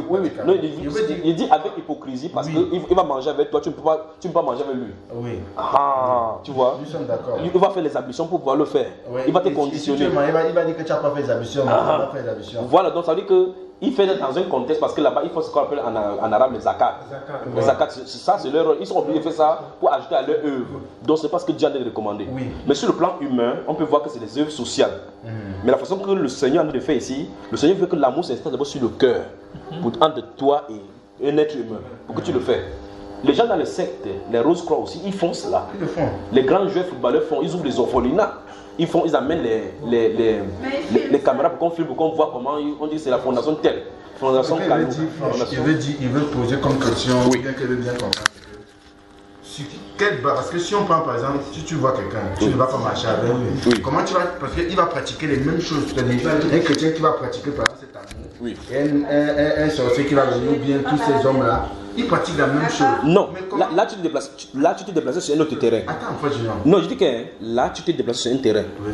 Toi, tu es en train de vouloir être Dieu pour regarder ses œuvres à lui. Non, c'est pas ça, c'est pas là, c'est pas ma question. Parce que tu as de dire que comment toi tu vas savoir. Non, c'est pas ma question. Oui. Comprends bien la question, frère. Parce que, par exemple, quelqu'un, comme le cas de ce monsieur, Bafoussam, ce monsieur et sa famille, là, tu as dit au frère, ou bien ce que tu veux nous faire comprendre comme ça, c'est qu'en fait, on ne va pas me poser la question de savoir s'il est le nôtre. On ne peut pas savoir s'il est chrétien ou quoi. Maintenant, ce genre de personnes, c'est les actes que nous faisons qui peuvent permettre de.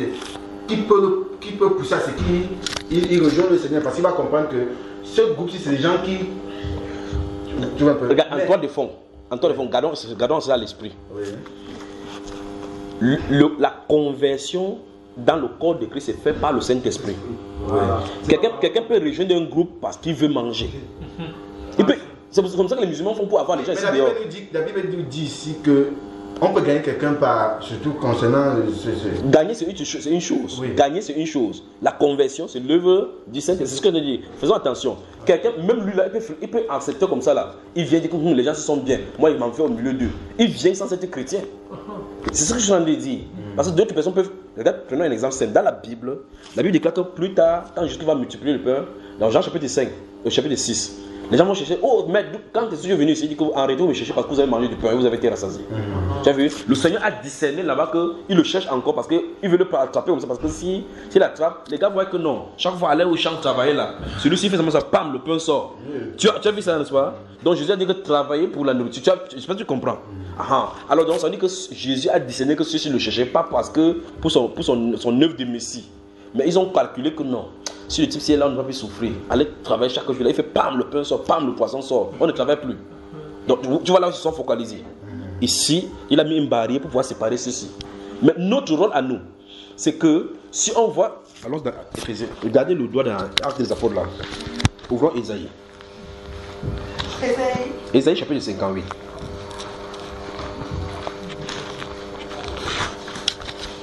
Que Dieu vous bénisse, peuple du Maroc. Bonsoir au Maroc. En réalité, si les chrétiens vivaient l'amour comme le Seigneur le dit, le Saint-Esprit se déploiera sur la terre de façon indescriptible. Mais ce sont ces maisons de barrières que chacun se construit autour de nous. De la même façon comme on a construit la barrière physiquement, à l'intérieur de nous, entre nos frères, il y a des barrières. Et ces barrières-là, il faut que ce soit brisé. Il faut que si le frère vient chez moi, en tout cas, regarde, nous sommes ici au Maroc, pas vrai? Je suis ici avec ma femme et mes enfants. Mais la clé de la maison se trouve avec notre frère. Ils sont à la maison là-bas. Toutes les chambres sont ouvertes. Ils peuvent faire n'importe quoi là-bas. Ils sont là-bas. Ils peuvent faire n'importe quoi qu'ils font. Les frigos sont là-bas. Ils peuvent faire n'importe quoi. Parce que si on voit maintenant, on ne revient plus. Tu vois, dans la mort là, tu vas dire que ma maison, Seigneur, ma maison, Tu vas faire ça, frère. Quand tu pars dans un voyage missionnaire avec le Seigneur comme ça, tu peux ne pas rentrer. Et si tu ne rentres pas, tu commences à mettre les mots de tête. C'est pour ça que je disais à ma femme que quand nous voyageons sans notre enfant et que les deux autres restent au pays, je ne me pose pas la question pour savoir comment ils vont là-bas par derrière. Parce que. Voilà. Ils sont là-bas. Le Seigneur s'occupe d'eux. Tu n'aimes pas les enfants. Donc, amène les enfants, savoir comment ils vont. Hein. Ok. On dit maintenant qu'ils ne vont pas bien, tu fais quoi? Supposons que la nouvelle c'est qu'ils ne vont pas bien, tu fais quoi? La chose la plus grande que tu vas faire, c'est que Seigneur prie pour que vous fassiez. C'est pas ça? Quand tu vas finir de prier, tu vois que tu es encore revenu sur le Seigneur, non? Donc je fais ce que le Seigneur a fait, il sait ce qu'il a à faire. Point. Si on dit, ok, telle personne est morte, ok. Si tu étais là, tu vas empêcher la mort. Donc là, n'aime pas le problème, c'est même pas le terrain là-bas. Le terrain, c'est faire ce que tu as à faire comme Dieu demande. Dieu fait sa part. Mais il y a des chrétiens qui viennent, tu vois, il y a une soeur qui était venue à la maison, chez nous. elle voit les gens entrer dans la cuisine. Les gens entrent dans la cuisine, pas faire n'importe quoi qu'ils font dans la cuisine. La soeur là, les gens, c'est les dénominations comme casser les barrières dans les gens. La soeur là, elle vient voir mon frère, elle dit, mais tu permets que les gens entrent dans ta cuisine, ils font comme ça n'importe quoi. Il dit, oui, ce sont les chrétiens, ils doivent faire ce qu'ils doivent faire chez eux. Elle n'en revenait pas. Comment quelqu'un peut entrer dans ta cuisine, entrer dans sa mamie? Elle est en train de dire, oh, c'est grâce, ça va, tu as peur quoi? Elle passe au salon, on est en train de causer comme ça. Donc quand il prêchait comme ça, il prêchait, dans sa tête, c'est qu'il faut qu'il suive ce que la femme ne peut pas faire. C'est pas normal ça. Une personne sort, pas entrer, il plonge. Il sait quoi? Il y a pas... Après la personne prend les œufs, elle fait frire les œufs, elle mange. Il dit, non, il y a le jus d'abord, prends le jus au frigo, elle prend, elle mange. Elle n'en revenait pas. Mais aujourd'hui, elle a commencé à changer, elle a commencé à pratiquer. Tu vois? Oui, frère. Ça veut dire que ton frère alors peut venir chez toi, il se balade la chambre partout tranquillement. Mais il ne sait pas qui veut déjà venir ici. C'est ça qu'il faut qu'il dise à mon frère, mais il vient chez moi, il ne veut pas entrer dans ma chambre. Mais c'est toi. C'est toi. Il faut que tu comprennes le message.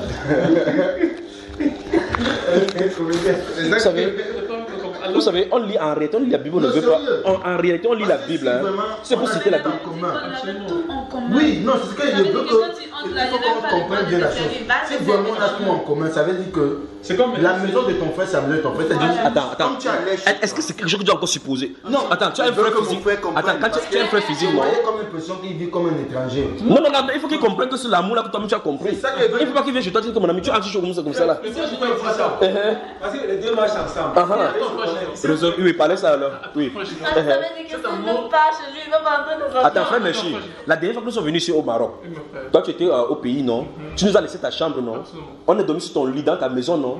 Mais est-ce que tu nous connaissais avant? Non. Mais parce que tu as vu que c'est un chrétien qui est venu, elle nous a laissé sa chambre, on a dormi là-bas, pas vrai? Mais c'est comme ça que ça doit être. C'est une vie normale, c'est la vie normale de l'église là-bas. En tout cas, il faut qu'on bien comprenne bien les choses. Ce que je voulais dire, frère, cet amour en principe, au milieu des frères, se manifeste tout à l'heure maintenant. Il sait que mon porte-monnaie ne marche pas avec moi. Oui. Ça marche avec lui. Donc là, nous parlons de son pote. Hier, ton pote était dans son. C'est toujours avec lui. Donc, même quand l'argent sort, je dis prends à l'intérieur. Oui. Peu importe ce qu'il va prendre pour toi. Voilà. Tu as vu, non, frère? Pourquoi tu l'accusais alors? Non, il accusait pour la chambre. Non, mais attends, regarde, il faut remarquer, toi tu es marié. Oui. Toi tu es marié. Et peut-être ta femme n'embrasse pas la foi comme toi. Ce qui m'empêche, c'est la femme. Voilà. Donc, la façon qu'il peut faire avec ta chambre, les endroits privés, tu peux comprendre, peut-être ta femme ne peut pas comprendre. Tu comprends, et ça peut te créer des problèmes parce que tu n'es pas seul. Lui, il est un célibataire. Quand les gens viennent chez nous, ce sont les mariés, on sort de la chambre, on leur laisse notre chambre. Souvent, il dit que si vous montrez les photos seulement de la maison, la première maison où nous étions là-bas, on dit Bakoko, un jour, on était 18 à la maison. J'étais couché au sol, ma femme était couchée sur sa chaise. Quand tu attrapais un endroit, tu dormais là-bas. Les gens étaient dans la chambre partout. Quand on a fait les photos, les gens disaient que non. Et puis, quand on est là, il y a certaines personnes qui disaient que non, il ne peut pas supporter cela. Comment on peut pas supporter? Si les chrétiens sont persécutés, quelqu'un vient quelque part, où est-ce qu'ils doivent loger? Si je ne peux pas accueillir un chrétien chez moi en demandant tout simplement, voici mon frère, comment je vais faire avec le monde? En tout cas, allons à Ésaïe 50, voir quelque chose. On y va? Ésaïe 50. Je vais lire à partir du verset 1, suivant très lentement. Il y a des passages dans la Bible que les gens n'aiment pas entendre. Oui. Mais ce sont ces passages qu'on doit les réveiller. Crie à plein gosier, ne te retiens pas. Donc la Bible commence par dire qu'il faut qu'on crie ça. Que dis ceci à haute voix. Il dit, la sœur va aller pisser, mais c'est intéressant, il ne veut pas bouger. Donc on met une pause alors, c'est ça? Une pause. Vas-y alors, tu reviens. On fait le commentaire, le temps. Il va faire d'autres commentaires. Donc, on ne lit pas, d'accord? On attend que tu viennes. Frère Pierre, tu sais, il y a une chose. Quand vous lisez la Bible, vous voyez que Paul dit qu'il est accablé par les soucis que lui donnent les églises chaque jour. Il faut arriver à un certain niveau avec le cœur pour savoir ce qu'il a de souffrir. C'est une aberration pour quelqu'un de prêcher quelque part, comme dans les dimensions on voit, s'il est Camerounais, il veut nommer aux gens, il nomme les gens Camerounais tout autour de lui, si ce n'est pas le membre de la famille. Et que quelqu'un veut aller quelque part, il traverse une assemblée à côté de sa maison, parce que ça c'est l'assemblée des Congolais, parce que lui il est Camerounais, pour aller là où il y a le Congo, Congolais. Donc il y a le Dieu des Congolais seul, qui a la même Bible ici. Et le Dieu des Camerounais seul, qui a la même Bible ici. Frère, ne doit pas faire ça. Pourquoi? Parce que c'est devenu même une affaire de Dieu congolais plus fort que le Dieu ivoirien. Le Dieu ivoirien est moins fort que le Dieu peut-être guadeloupéen. Parce qu'on a leur façon de prêcher. Quand tu entends leur prédication, tu te rends compte que c'est comme s'ils prêchent en faisant une certaine comparaison avec la manifestation de l'autre côté. Frère, est-ce que c'est normal dans la Bible? C'est n'ai pas d'abord ce qu'on Tu vois, on a des problèmes, n'est-ce pas? C'est pour cela que je n'ai pas le temps pour savoir que tel est de quel pays, tel est de quelle nationalité, tel est de quel... On n'a pas besoin de ça. Mais tu entends quelqu'un dire que moi, je suis tel. Frère Pierre, point. Que tu sois de quelle nationalité, que tu sois de... je m'en fous. Parce qu'au ciel, on ne doit pas te demander de quel pays tu sortais. La marque de l'amour. On peut continuer, ma soeur. Oui. On n'a rien continué. On n'a pas... Merci beaucoup. Vous avez moi là. Amen. Voilà. Élève ta voix comme une trompette et annonce à mon peuple ses iniquités. Ok. Maintenant, la Bible dit qu'on élève la voix pour annoncer à son peuple. Il n'a pas dit au monde. À son peuple. Donc, quelqu'un qui est censé être appelé du nom de Dieu. Dieu dit qu'il faut qu'on annonce les iniquités. Maintenant, il dit, à la maison de Jacob, c'est péché. Tous les jours, ils me cherchent. Ils veulent connaître mes voies. Donc, voilà les gens qui prient chaque jour. Il dit, comme une nation qui aurait pratiqué la justice. La pratique de la justice est un autre enseignement qu'il faut qu'on enseigne. Ok. Nous sommes justes par le sang de Jésus. Christ est notre justice. Nous sommes justice et sanctification. Oui. Comment tu vis la justice? Comment tu vis la justice? Je crois qu'il y a un enseignement où le Seigneur jusqu'à donner sur le Samaritain. Ah, qui est le Samaritain? Qui est mon prochain? Il n'a pas dit ton prochain, c'est celui qui partage la même foi. Il a pris dans l'exemple des Samaritains là, de bons Samaritains, il a pris un juif avec un Samaritain. Déjà parce que les Juifs et les Samaritains avaient des conflits. Il dit qu'un homme montait de Jéricho pour aller à Jérusalem pour vendre. Il a été arrêté par des bandits. Le monsieur là, c'était un Juif. On l'a tapé. Le sacrificateur qui est quitté là-bas, il a porté ses insignes. Il m'en va à l'église. Il a traversé pour aller. Il a laissé Dieu derrière pour aller prier Dieu. C'est là où il a laissé Dieu. On dit le Lévite, les personnes que le Seigneur prend dans cet exemple-là, c'est pour montrer clairement comment on peut rater Dieu en étant sacrificateur. Le sacrificateur est passé, le Lévite est passé. Donc ceux qui étaient proches de la loi de Dieu, c'est ici ma soeur, laisse là. Ceux qui étaient proches de la loi de Dieu, ce sont eux qui ont raté Dieu en route. Puis Jésus dit, un Samaritain qui passait par là.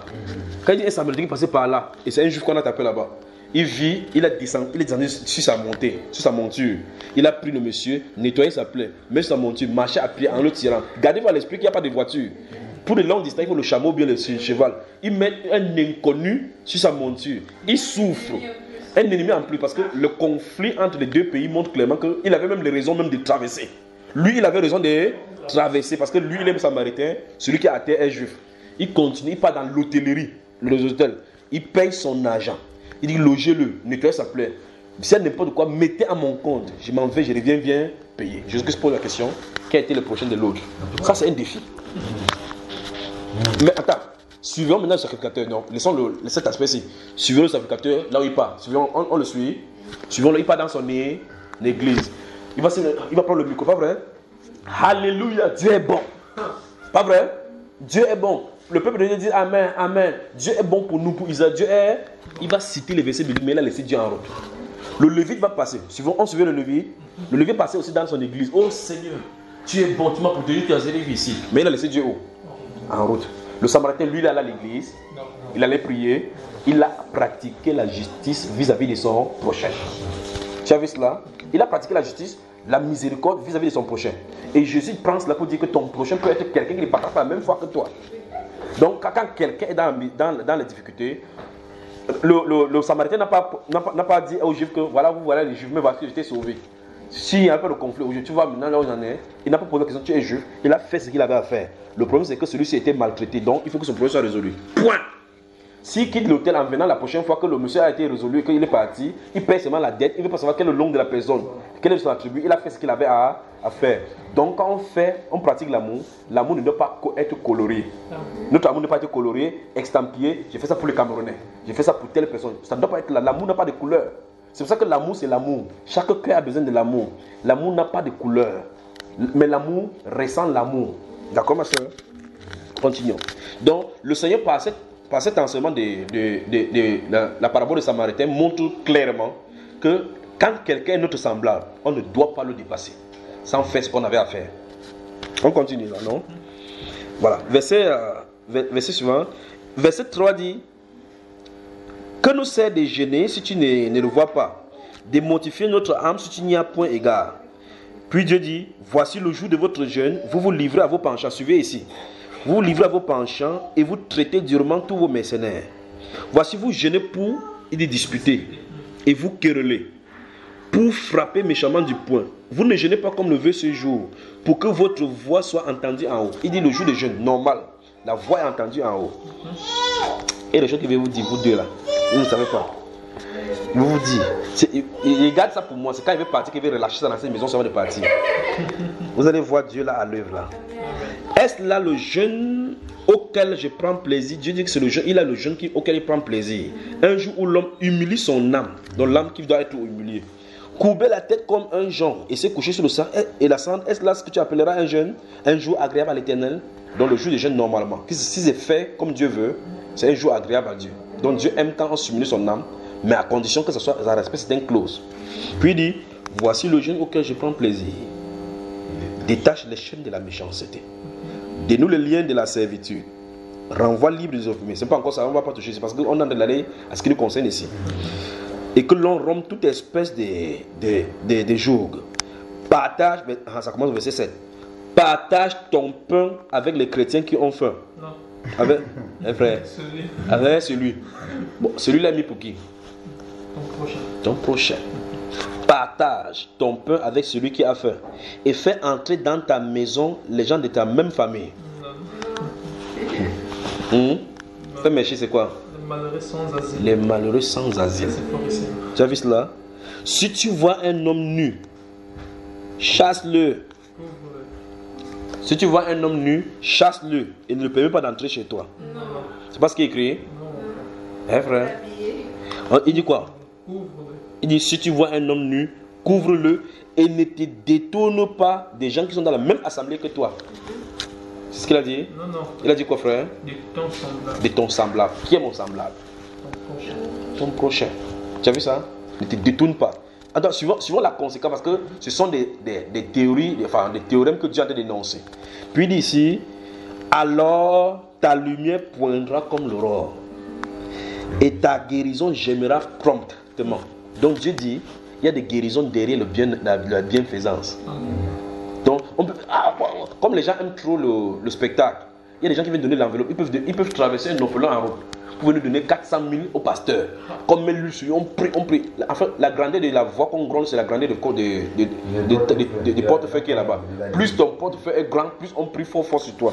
Et pour d'autres encore, on met peut-être lui qui sort de Salomon en Israël. Suivant mon regard du côté de la Côte d'Ivoire.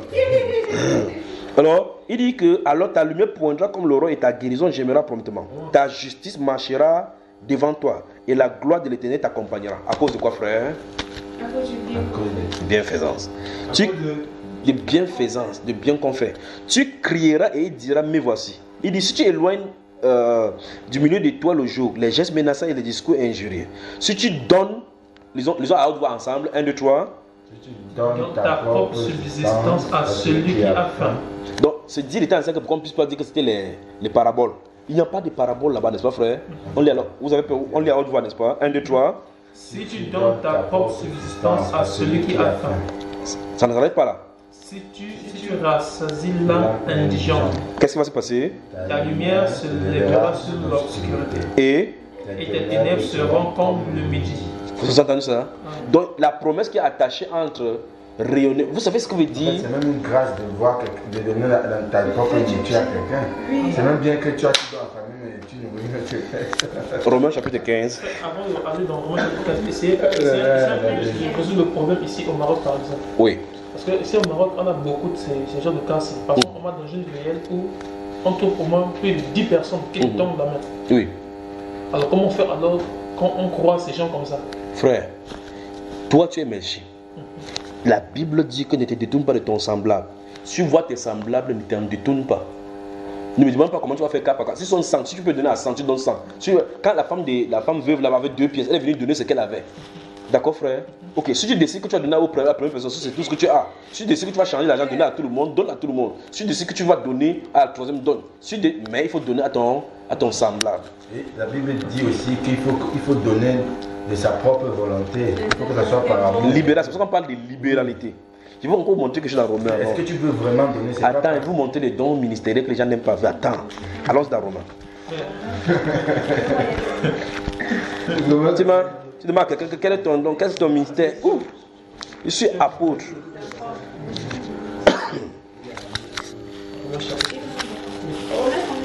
Romains chapitre 12, prenons d'abord le chapitre 12. Je vais vous montrer quelque chose avant d'aller au chapitre 15. Donc on va d'abord dans Romains chapitre 12, puis on va dans Romains chapitre 15. Je vais vous montrer des choses, d'accord? Bonsoir au Maroc. Bonsoir. On y va? On y va? Maintenant, nous sommes au chapitre 12 d'abord. On y va, regardez. Regardez le verset 8, je vais lire. Non, prenons à partir du verset 6 même d'abord, ou le 6 ici. Puisque nous avons des dons différents, vous êtes avec moi, selon la grâce qui nous a été accordée, chapitre 12, verset 6. Puisque nous avons des dons différents, selon la grâce qui nous a été accordée, que celui qui a le don de prophétie l'exerce selon l'analogie de la foi. Si tu prends, il y a des gens qui ont le don de prophétie, suivant.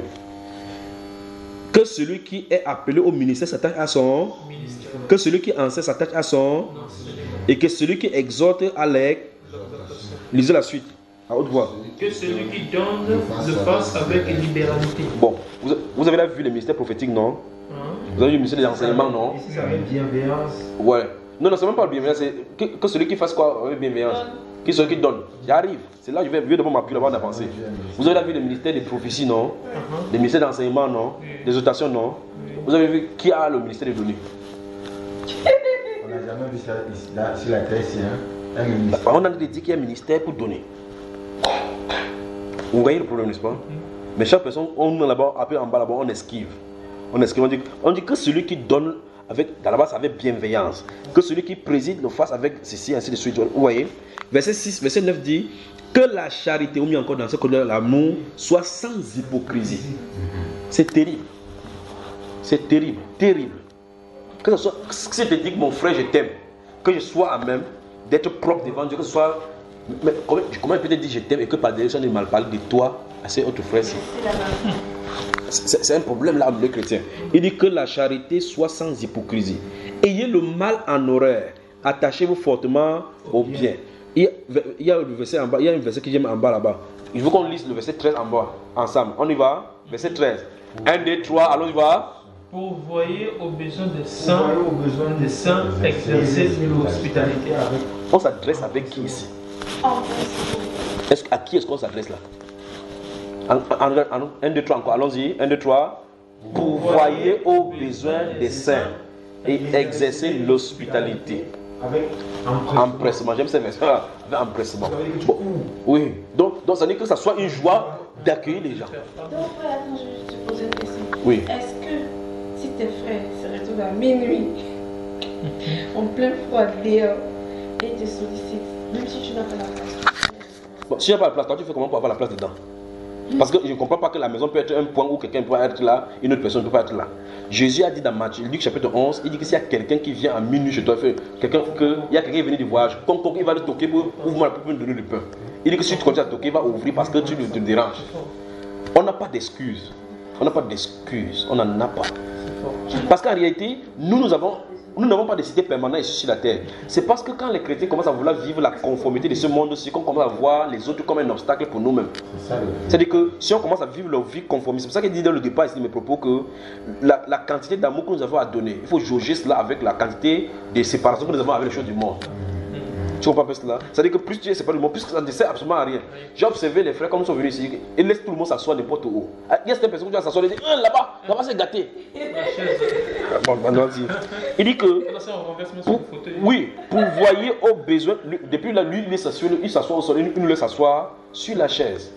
Il y a certaines personnes qui entrent comme ça, on n'a pas, on ne s'assoit pas. C'est le fauteuil présidentiel. Et le président ne viendra jamais chez lui. Pourvoyer aux besoins des saints. Quand il dit pouvoir, ça veut dire quoi pouvoir? À qui est-ce qu'on s'adresse ici? Aux chrétiens. Donc, c'est un commandement ou c'est pas un commandement? Alors, un chrétien ne peut pas vivre en marge de sa propre Bible. Vous voyez cela? Pouvoir aux besoins des saints. On doit pouvoir. Donc si un saint est dans le besoin, c'est ton devoir en tant que chrétien de pouvoir. C'est la Bible là maintenant. C'est ça que je comprends. Il dit et exercer l'hospitalité. Dans le livre de 1 Corinthiens chapitre 16 verset 1, il dit que pour ce qui concerne la collecte en faveur des saints, la collecte en faveur des saints, pas la collecte en faveur d'une construction, il n'y a pas ça dans la Bible. Quand on fait la construction pour construire les grandes églises des cocodis, jamais, il n'y a pas ça dans la Bible. On fait la collecte pour donner aux gens qui sont dans le besoin. Vous y avez moi? Maintenant, comme on a fini ici, nous allons au chapitre 15. Vous y êtes? Chapitre 15. Je vais lire à partir du verset 23, hein, chapitre 15. Suivez attentivement. Donc, Romains chapitre 15, à partir du verset 23. Tout à l'heure, j'ai cité ça un peu ici. Mais maintenant, n'ayant plus... Vous y êtes déjà? Attends un moment, ouvre ça. Verset 23. Verset 23. Mais maintenant, n'ayant plus rien qui me retienne dans ces contrées et ayant depuis plusieurs années le désir d'aller vers vous, j'espère vous voir. Écoutez bien, c'est pour qu'il y en ait décrit là. J'espère vous voir en passant quand je me rendrai en Espagne et y être accompagné par vous après que j'aurai satisfait en partie mon désir de me trouver chez vous. Présentement, écoutez bien, présentement, je vais à Jérusalem pour le service des saints. Ça, c'est l'apôtre Paul qui en a parlé. Je veux que vous preniez, quand on va finir ici, je vais citer ce que le Seigneur Jésus avait dit dans le livre de Matthieu chapitre 20, verset 20 à 25. Il dit, il va pour le service des saints. Il ne parle pas pour la prédication, pour le service des saints. Puis il dit le pourquoi. Il dit, car la Macédoine et l'Achaïe ont bien voulu s'imposer une contribution en faveur des pauvres, voilà, parmi les saints de Jérusalem. Il se prend l'autorité donc de faire prendre ça comme service. Maintenant, suivons le temps doucement. Elles l'ont bien voulu et elles le leur devaient. Car si les païens ont eu part à leur avantage spirituel, ils doivent, j'aime le mot là, ils doivent, c'est-à-dire quoi? C'est une obligation aussi de les assister dans les choses temporaires. Maintenant, dès que j'aurai terminé cette affaire et que je leur aurai remis ces dons, je partirai pour l'Espagne et passerai chez vous. Je lance le défi au pasteur de prendre les dons, vous allez le donner aux gens. Le truc, c'est que c'est même pas peut-être de prendre les dons quand les dons n'est pas donné. Parce que ce verset, quand on lit le verset 27, oui. En fait, moi je comprends dans ce verset 27 exactement que puisque l'évangile qu'ils ont reçu, ceux qui ont permis qu'ils reçoivent l'évangile là, c'est eux qui les donnent. Oui. Alors les pasteurs qui prennent l'évangile pour donner aux gens là, doivent faire pareil. Bon, je pose la question. Paul l'apôtre pouvait dire que je prends ce don là pour moi parce qu'il souffre beaucoup, c'est moi qui marche partout, non? Mais il dit qu'il s'en va. Je veux que vous voyez la chose. Il s'en va faire, il fait le rôle d'intermédiaire. L'Achaïe et la Macédoine ont fait des contributions. Il va venir, il va prendre avec les gens qui vont encore, avec les lettres. Et dans un autre passage, il va dire que si on voulait que moi ne pas, je vais partir avec eux. Ou bien pour vous choisir les gens qui vont conduire. On conduit, on part à Jésus pour donner que voici les gens qui ont contribué pour vos dos. Le point c'est qu'il n'est pas en train de prendre quelque chose là-bas comme c'était pour lui. Mais aujourd'hui, les pasteurs disent seulement que s'il doit affamer, Dieu va vous punir. Maintenant, continuons ici. Maintenant, regardons, verset 29. Je sais qu'en allant vers vous, c'est avec une pleine bénédiction de Christ que j'irai. Je vous exhorte, frères, écoutez bien, par notre Seigneur Jésus-Christ et par l'amour de l'Esprit, à combattre avec moi en adressant à Dieu des prières en ma faveur, afin que je sois délivré des incrédules des Judées et que je porte à Jérusalem soit agréé des saints. Ce sont les saints qui sont pauvres. Ils ne se moquent pas d'eux. Paul dit que quand vous serez dans votre prière, voici le sujet de prière qu'il fait. Seigneur, nous prions, ô Dieu, que comme Paul l'apôtre amène les dons aux saints qui sont là-bas à Jérusalem. Seigneur, prépare le cœur des saints qui sont là, qui agrègent ces choses-ci, qui agrègent ces dons que nous avons pu donner, que ce soit avec action de grâce qu'ils vont prendre pour l'amour de ton nom. Donc on adresse la prière pour que Dieu prépare le cœur des pauvres qui sont là-bas à accepter. Ça veut dire réellement que si quelqu'un prend, il accepte quelque chose. Oui, avec tout cœur, c'est une bénédiction. Si ce n'est pas de tout cœur, ce n'est pas une bénédiction. Oui, donc c'est pour cela justement que tu fais les dons. Nous rejoignons lorsqu'on y parlait tout à l'heure, quand tu parlais de ces choses. Parce que ça, c'est aussi un problème c'est aussi un gros problème. Parce qu'il n'y a pas seulement le geste de donner. Et il faut que la personne là. C'est pour cela qu'il faut prier que ton don soit donné, c'est la manière de Dieu. On doit faire attention. Tu vois que tu sors 5 000 sur la tête. Regarde ton frère, regarde. Quelqu'un est malade ou bien quelqu'un a des problèmes. Tu sors 5 000 comme ça, tu donnes, prends ça. Tu donnes ça. La personne peut prendre parce qu'il dit qu'on ne refuse pas l'argent. Mais cet argent qu'il a pris là, il va aller faire son problème avec. Mais toi, tu as derrière pour avec Dieu. Oui, mais aussi parfois tu peux donner le cœur, mais lui, il ne prend pas ça comme ça bien. Non, mais quand c'est un inconnu, il n'y a pas de problème. Mais les saints, ça sont les saints. Les saints, c'est différent. Oui. Parce que tu vois quelqu'un dans le monde, tu lui donnes tes trucs. Quand il te voit avec la voiture, tu vois un jeune comme ça, comme toi avec la voiture. Lui, il a peut-être 25, il a peut-être 45 ans. Il se pose la question, comment toi tu es jeune? Tu as la voiture, lui, il n'a pas. Ça se comprend. Il te pose la question, quand tu le donnes comme ça, il dit que c'est un insulte qu'il veut me donner, mais il veut quand même prendre. Tu ne peux pas empêcher le monde de penser comme ça.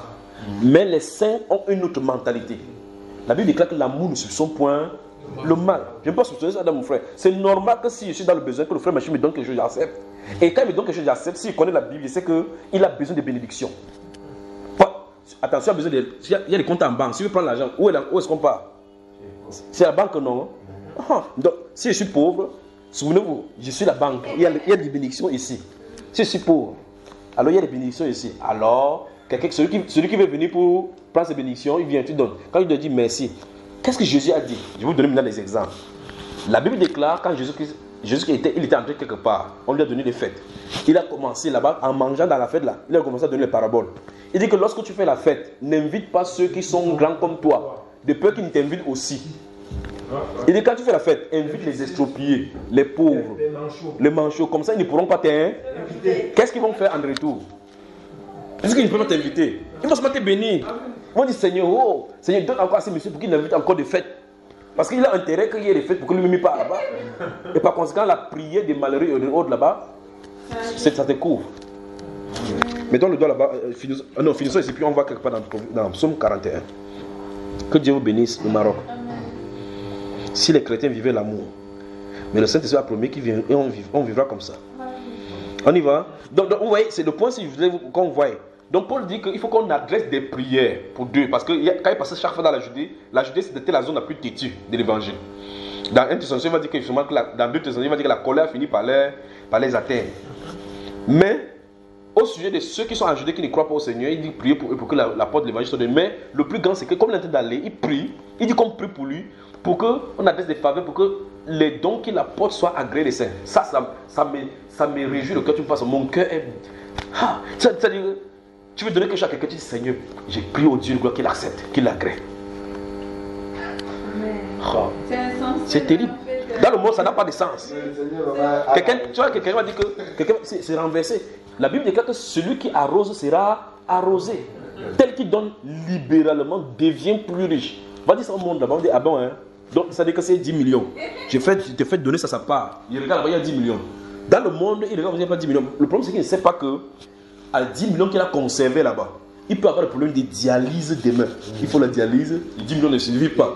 La personne qui produit pour résoudre les 10 millions là, les dialyses sort plus de 10 millions quelque part. Tu vois, il voit ici, il limite là-bas. Tel qui donne libéralement devient plus riche. Il n'a pas dit devient plus riche instantanément.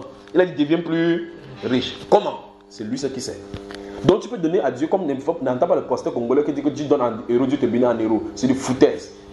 Il n'y a pas de ça, il n'y a pas de verset dans la Bible. Dieu donne en dollars, Dieu te donne en dollars. Tu as vu ça dans la Bible ici? Psaume 41. Psaume 41. On voit seulement les bénédictions matérielles. Oui, matériel.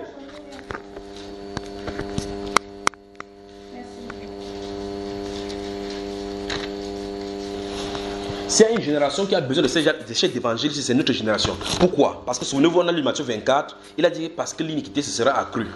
L'amour du plus grand homme se refroidira. Parce que l'iniquité est liée justement au matériel. Chacun veut vivre sa vie comme il veut. Chacun veut tirer sa part de gâteau. Par conséquent, les chrétiens peuvent vivre dans les fraudes pour pouvoir réussir. Chacun tente de vivre par la fraude. Ils ne savent pas qu'on peut se concentrer sur un petit ce qu'il y a. On mange ensemble. On se suffit comme ça. On rend grâce au Seigneur. Psaume chapitre 41.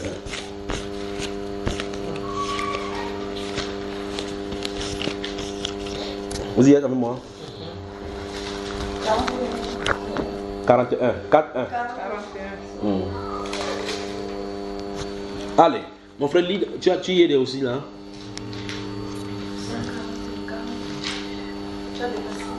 Vous pouvez également noter le livre de Lévitique, chapitre 25, le verset 35. Lévitique, chapitre 25. Oui. 41. Voilà. Lis le verset, lis à partir du verset 2 chez toi. Heureux celui qui se soucie. Quel verset? Verset 2. Tu as vu? Du malheur. Il dit heureux celui qui se soucie du pauvre.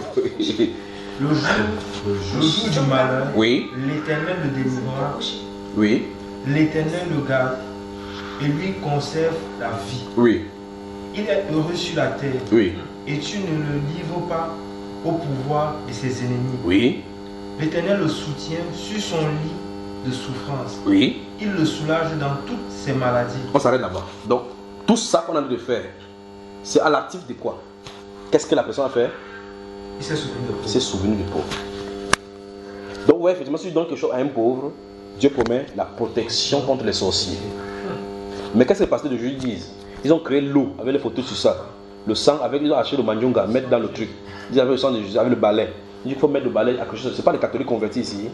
Ils disent que à cause du balai, tu balais ton truc. Tu verses le sang partout, tu verses le sel partout. Tu vas te protéger. Dieu dit c'est pas comme ça, ils vont te protéger. Tu prends le sucre. Tu prends le sucre. Vous entendez des choses. Tu vas lire la Bible, tu vois autre chose dans la Bible. Dieu dit pour être protégé, intéresse-toi aux pauvres. Veille sur lui, il va veiller sur toi. Voilà la Bible. Il dit que quand tu es malade, il te lève de ton lit de malade à cause du fait que tu t'es souvenu aux pauvres. Supposons que tu sois malade, tu es couché, et puis un pauvre dit que ouais Seigneur, depuis là, la personne là qui m'a donné la nourriture, il ne va plus comment elle est. Ouais, j'espère qu'elle va bien. S'il va bien, Seigneur, aide-le pour qu'il me donne encore la nourriture. Comme le pauvre essaie de souffrir, Dieu a obligé de t'élever. Pourquoi tu peux lui donner la nourriture? Sa prière t'a relevé. Tu viens maintenant, tu dis, comment ça va? Ça fait longtemps, tu ne te vois plus donner encore. Tu pars quelque part. Il y a des sorciers dans le ténèbre qui veulent te taper comme ça pour. Après un temps, je dis, mais Seigneur, si tombe un jour comme ça, moi aussi, protège-le, même s'il y a une porte de ténèbres. Pendant que quelqu'un est en train de faire vous des ténèbres, la lumière fait boum sur lui, à cause du pauvre. La pauvreté n'est pas une maladie. C'est une source de bénédiction pour les hommes droits. Donc Dieu n'a pas construit, parce que si les banques sur la terre, on peut les ruiner, on peut aller voler. Il a dit c'est les endroits où la terre n'atteint, où le voleur peut. Parce que s'il y a n'importe quoi ici, il y a le voleur, les pauvres, c'est eux qu'on va négliger. Dans la Bible, dans le livre de Jérémie, quand on est venu amener captif, on nous dit clairement on a laissé dans le pays quelques-uns les plus pauvres. C'est eux qu'on a les... Donc, le moment où on a attrapé Jérémie, quand on est venu Jérémie, quand Nebuchadnezzar est venu pour ramasser Israël, quand tu étais pauvre, c'est toi qui étais sauvé. Quand tu étais dans une bonne maison, c'est là. Oui, parce que les pauvres qu'on laisse dans le pays. C'est amusant. Parce que là-bas, si tu étais pauvre, on vient te dire que celui-ci, on va encore l'amener, il va nous prendre la charge pour manger. On le laisse là-bas que cultiver la terre. Donc le pauvre était là, il y a même le gouverneur des pauvres. Imaginez un peu quelqu'un qui a vécu durant cette époque et que subitement il était juste, et que subitement il est devenu pauvre. Et quand la captivité arrive, à commencer à dire que peut-être Dieu il a oublié, peut-être le Seigneur de le protéger comme ça justement. Donc voilà autant des choses, ça dit que quelqu'un dit que ouais, ça fait depuis longtemps et plus ça ne marche pas Dieu, alors que Dieu a dû le préserver par quelque chose qui arrive là devant. Amen. On revient dans notre acte des apôtres. Non, j'ai dit le Lévitique chapitre 25, verset 35. Ok, comme tu veux lire, jette coup d'œil là-bas, on avance. Le Lévitique chapitre... En tout cas, il voulait prendre le Lévitique chapitre 25, verset 35 pour dire que c'était prévu comme ça dans la Bible. Il devait enseigner cela. Donc, jette coup d'œil le Lévitique chapitre 25, verset 35. Tu lis ce qui est clairement quand on rentre dans les apôtres. Lévitique 25, verset 35. Allons-y. 35. 27. 25.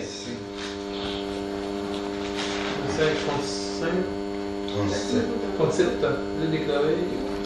Prends 35 d'abord. 35, il dit, si ton frère devient pauvre, oui, et que sa main fléchisse près de toi, oui, tu le soutiendras. Oui, tu as entendu ça. Même dans la loi, c'était écrit.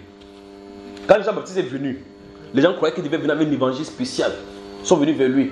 Que devons-nous faire pour être que celui qui a 2 tuniques donne une à une autre personne? Quand il lui donne ma tunique, il a travaillé quoi? Tu dois lui donner. C'est pas ce qui est écrit. Quand il disait ça, c'était nouveau. Voilà ce qui est écrit dans la loi. Or, il n'est pas sorti dans leur école, il est sorti du désert pour dire que les principes de Dieu n'ont pas changé. Tu vois? Il dit que que si ton frère devient pauvre, tu ne dois pas dire que tu fais attention avec ton âme. Voilà ça qu'il dit. Il dit que s'il fléchit la main vers toi, tandis que si tu tends la main, tu dois lui donner quelque chose. Tu vois ça, frère Méché? Alors, la rentrons dans le livre des Actes des Apôtres, chapitre 2 alors. On y va. Nous sommes au chapitre 2.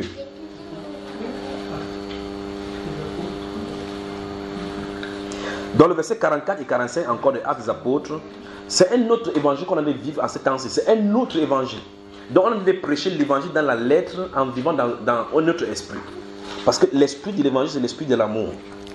Et on ne peut pas prêcher en esquivant ce qu'on a de lire là maintenant. Ils avaient tout en commun. C'est un mot que les gens ne veulent pas entendre. Ils avaient tout en commun.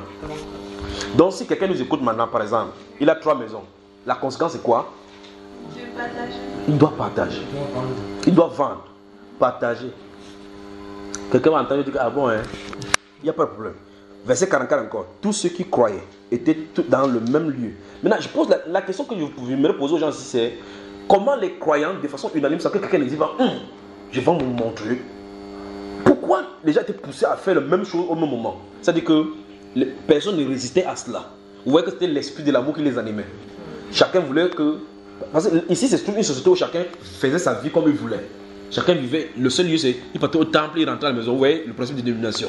On part au temple, on fait ce qu'on a fait, les ablutions. Et puis on rentre chez nous. On dérange Père. Ça te fait venir bouleverser. Que c'est pas comme ça se passe. Nous sommes une famille. On doit tout partager. Initialement, tu es vécu dans tel quartier. Maintenant, tu avais 3 maisons. Vous commencez à vous réunir ici. Vous voyez que si vous ne saluez pas, maintenant vous saluez. Vous êtes obligé de vous saluer. Parce que dans la famille, il ne doit pas avoir de problème.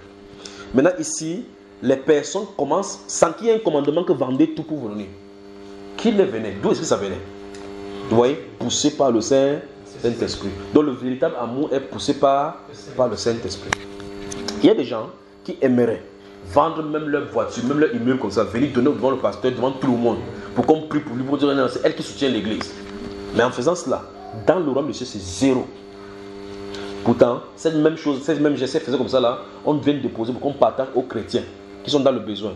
Elle aurait une très grande récompense de l'autre côté. Donc on peut vouloir s'aimer, on s'aime mal. Mais la plus grande de ces choses, c'est parce que c'est les pasteurs qui ont faussé la route. Parce que les pasteurs ne veulent pas prêcher ça, parce qu'ils font tout pour qu'on ferme tous les autres voies pour que ça soit focalisé sur eux. Alors qu'on doit montrer aux chrétiens comment vivre l'amour les uns les autres. C'est comme ça qu'on doit faire. Chapitre 2, verset 44 encore. Tous ceux qui croyaient étaient dans le même lieu. Et ils avaient tout en commun.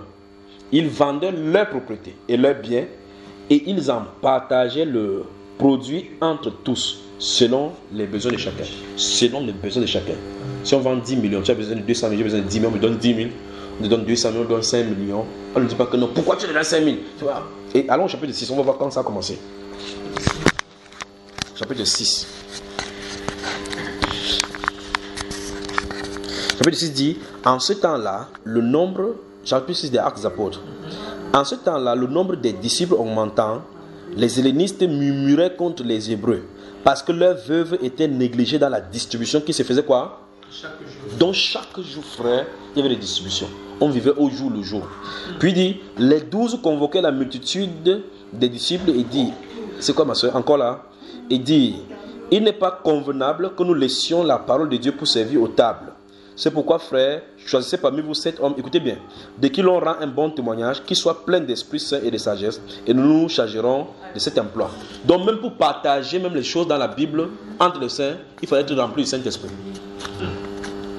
Donc ça veut dire que je prends les arracher pour te servir, frère Méchi, il faut que le Saint-Esprit soit sur moi. Non, tu vas dire que le gars est beaucoup plus grand. Et nous continuons à nous appliquer à la prière et au ministère de la parole. Vous voyez cela? Donc vous voyez que le partage qui se faisait, quand il y a un problème à l'intérieur, directement le Saint-Esprit a réglé. Au chapitre 5, le dernier verset dit, chapitre 5 en haut là, le verset qui commence, on va regarder bien. On y va. Verset 41. Les apôtres se retirèrent de devant le Sanhédrin, joyeux d'avoir été jugés dignes de subir des outrages pour le nom du Seigneur. Verset 42. Et chaque jour, dans le temple et dans les maisons, il nécessaire d'enseigner et d'annoncer la bonne nouvelle de Jésus-Christ. Les chrétiens vivaient la persécution, ils en étaient fiers. Les chrétiens vivaient l'amour, ils ne s'en plaignaient pas. Les chrétiens vendaient leurs biens sans que ça ne leur faisait pas mal. Qu'est-ce qui les mouvait? L'esprit d'amour les conduisait. Ça dit quoi? Ceux-ci étaient détachés totalement dans le matériel. Et il y a même un avantage de vivre comme ça, parce que quand tu vis comme ça... Attends, tu sais ce qui se passe? Quoi? Il y a une vision que j'ai eue de l'apôtre Paul. Ce qui m'amuse, c'est que si je parle de toi, tu vas dire que je suis fou. Parce que quand tu t'es parlé, quand tu t'es levé pour parler, j'ai vu le geste que j'avais vu là-bas. Il s'est levé exactement comme j'ai vu là-bas quand j'avais vu Paul. Il y a des choses, le Paul que vous voyez dans le film, c'est pas comme ça qu'il est haut. C'est pas comme ça, ça n'a rien à voir avec le vrai Paul. Tu connais Pierre, Simon Pierre. Même le Pierre que vous voyez, c'est pas comme ça là. Tu sais que tu ressembles à Pierre, toi. Jamais vu. Attends, il y a des choses de l'autre côté là-bas. On a de bonnes choses de l'autre côté. Allons-y, frère Pierre. Non, c'est pas un enseignement, c'est pas profondeur quoi, frère. On ne devrait pas parler. En fait, je voulais dire qu'il y a un avantage de vivre même comme ça. Parce que nous remarquons que quand on vit avec le véritable amour, oui, on a le cœur si, où tous les problèmes viennent de là, on est déchargé. Tu es déchargé, tu es tranquille. Oui, parce que tu vas voir par exemple, si nous voyons un peu dans le monde ceux qui vivent comme ça, tu vois, le monsieur bon est bien portant, il n'a pas de soucis que peut-être il réfléchit que non, son âme peut chuter là-bas. Tout ça dans la tête. Ça t'amène même les problèmes, ça t'amène même les maladies, tu comment avoir les choses. Mais c'est ce que Jésus a dit. Véritablement l'amour, tu t'en fous que, si j'ai mon téléphone et que le frère l'a pris parce qu'il était dans le besoin, tu peux pas dormir tranquille. C'est comme si tu es toujours libre. Et tu es disponible même pour que le Seigneur vienne toujours te parler parce que ton esprit n'est pas distrait. Exact. Si tu es toujours en train de. Oui, ça y est, en tout cas, distrait. Amen. Oui. Amen. Moi, je dis authentique, c'est vraiment authentique. Amen. Amen. Il y avait une personne qui était dans un besoin et le frère n'avait que 600, c'est ça? Il n'avait que 600 dirhams, 60 euros sur lui. Et la personne qui était dans le besoin avait juste besoin de 60 euros. Exactement le somme qu'il lui avait. Et donc il a appelé le matin très tôt, aux environs de 6 h du matin, frère. J'ai un tel souci, pardon. Tu sais si tu peux m'aider. Le frère n'a pas hésité, il n'a pas dit que hey, je vais manger quoi et tout ça. Voilà. C'était le 10 du mois comme ça. 10, donc il y a encore le long parcours. Il lui restait pour le mois. Pour vivre. Et c'est un étudiant. Ça, c'est la foi. Le frère, il a couru. C'est-à-dire, en dehors des 600, il avait 20 dirhams. Oui. 2 euros. Il a pris le taxi, 10 euros chez lui. Il est venu. Il n'a pas dit frère, paie-moi le taxi. Oui, il est allé rentrer encore. Il a pris les 600, il a donné. Oui. Il a donné au frère qui avait le problème. Il est parti. Alors, quand il est parti, il a eu un petit sommeil. Le Seigneur Jésus est descendu dans sa chambre. Amen. Et il a commencé à lui révéler des choses. Qui concerne ces choses-ci. Oui. Il m'a appelé sœur. Donc quand il parlait de disponible, il m'a appelé sœur. J'ai vu le Christ. Amen. Il était dans une joie. J'ai vu le Christ. Il était heureux, pas possible. Bon, les 600 dirhams peuvent le rendre heureux. Non. Et après ça, il était trop béni. Amen. Après ça, raconte-nous la suite, ma soeur. Après ça, il n'avait pas les moyens pour payer son billet pour rentrer au Gabon. Le Seigneur l'a béni, lui a donné le billet. Amen. Et il dit, aujourd'hui, même quand il veut aller quelque part, tout le monde lui dit, viens chez moi, viens rester chez moi. Tu as vu ça? Parce que le frère, il s'est disposé d'une manière. Alors qu'avant, il était dans le monde. Voilà. Il chantait les musiques du monde, il faisait les choses du monde. Mais quand il s'est donné aussi. C'est donné exactement comme il faut donner. Donné totalement. C'est pour ça que c'est les choses, c'est les nouvelles convertis qui peuvent bien combattre. Les chrétiens qui ont déjà duré parce que leurs veines sont déjà forts là. Quand tu dis comme ça, il dit que je te vois venir. Et quand tu donnes, ça veut dire qu'il ne peut pas vendre mon champ là. Je vends ça, il vous donne. Mais que Dieu nous vienne en aide. Nous devons avancer. Nous devons avancer là-bas. Ça ne sert à rien de vouloir comprendre les mystères de l'esprit, les mystères de ceci. Jésus, quand il parlait de champ, la sémence, pour prendre à notre niveau. Donc, faisons d'abord ce que Jésus a dit là. Parce que s'il n'y a pas l'amour, si on donne le Saint-Esprit, même le don du Saint-Esprit, tu vas dire qu'il ne prie pas pour toi. Que ta maladie, que ça t'entraîne. Pas vrai? C'est pas ça, frère. Donc, pratiquons l'amour. Pratiquons l'amour. Pratiquons l'amour. Le Seigneur vous bénisse. Amen. En tout cas, si vous avez, je vais vous dire quelque chose pour mon témoignage, moi. Depuis que je connais le Seigneur, il ne m'a jamais menti. Parce qu'il ne peut pas mentir pour commencer. Il ne m'a jamais fait manquer de quoi que ce soit. Je vais vous raconter quelque chose.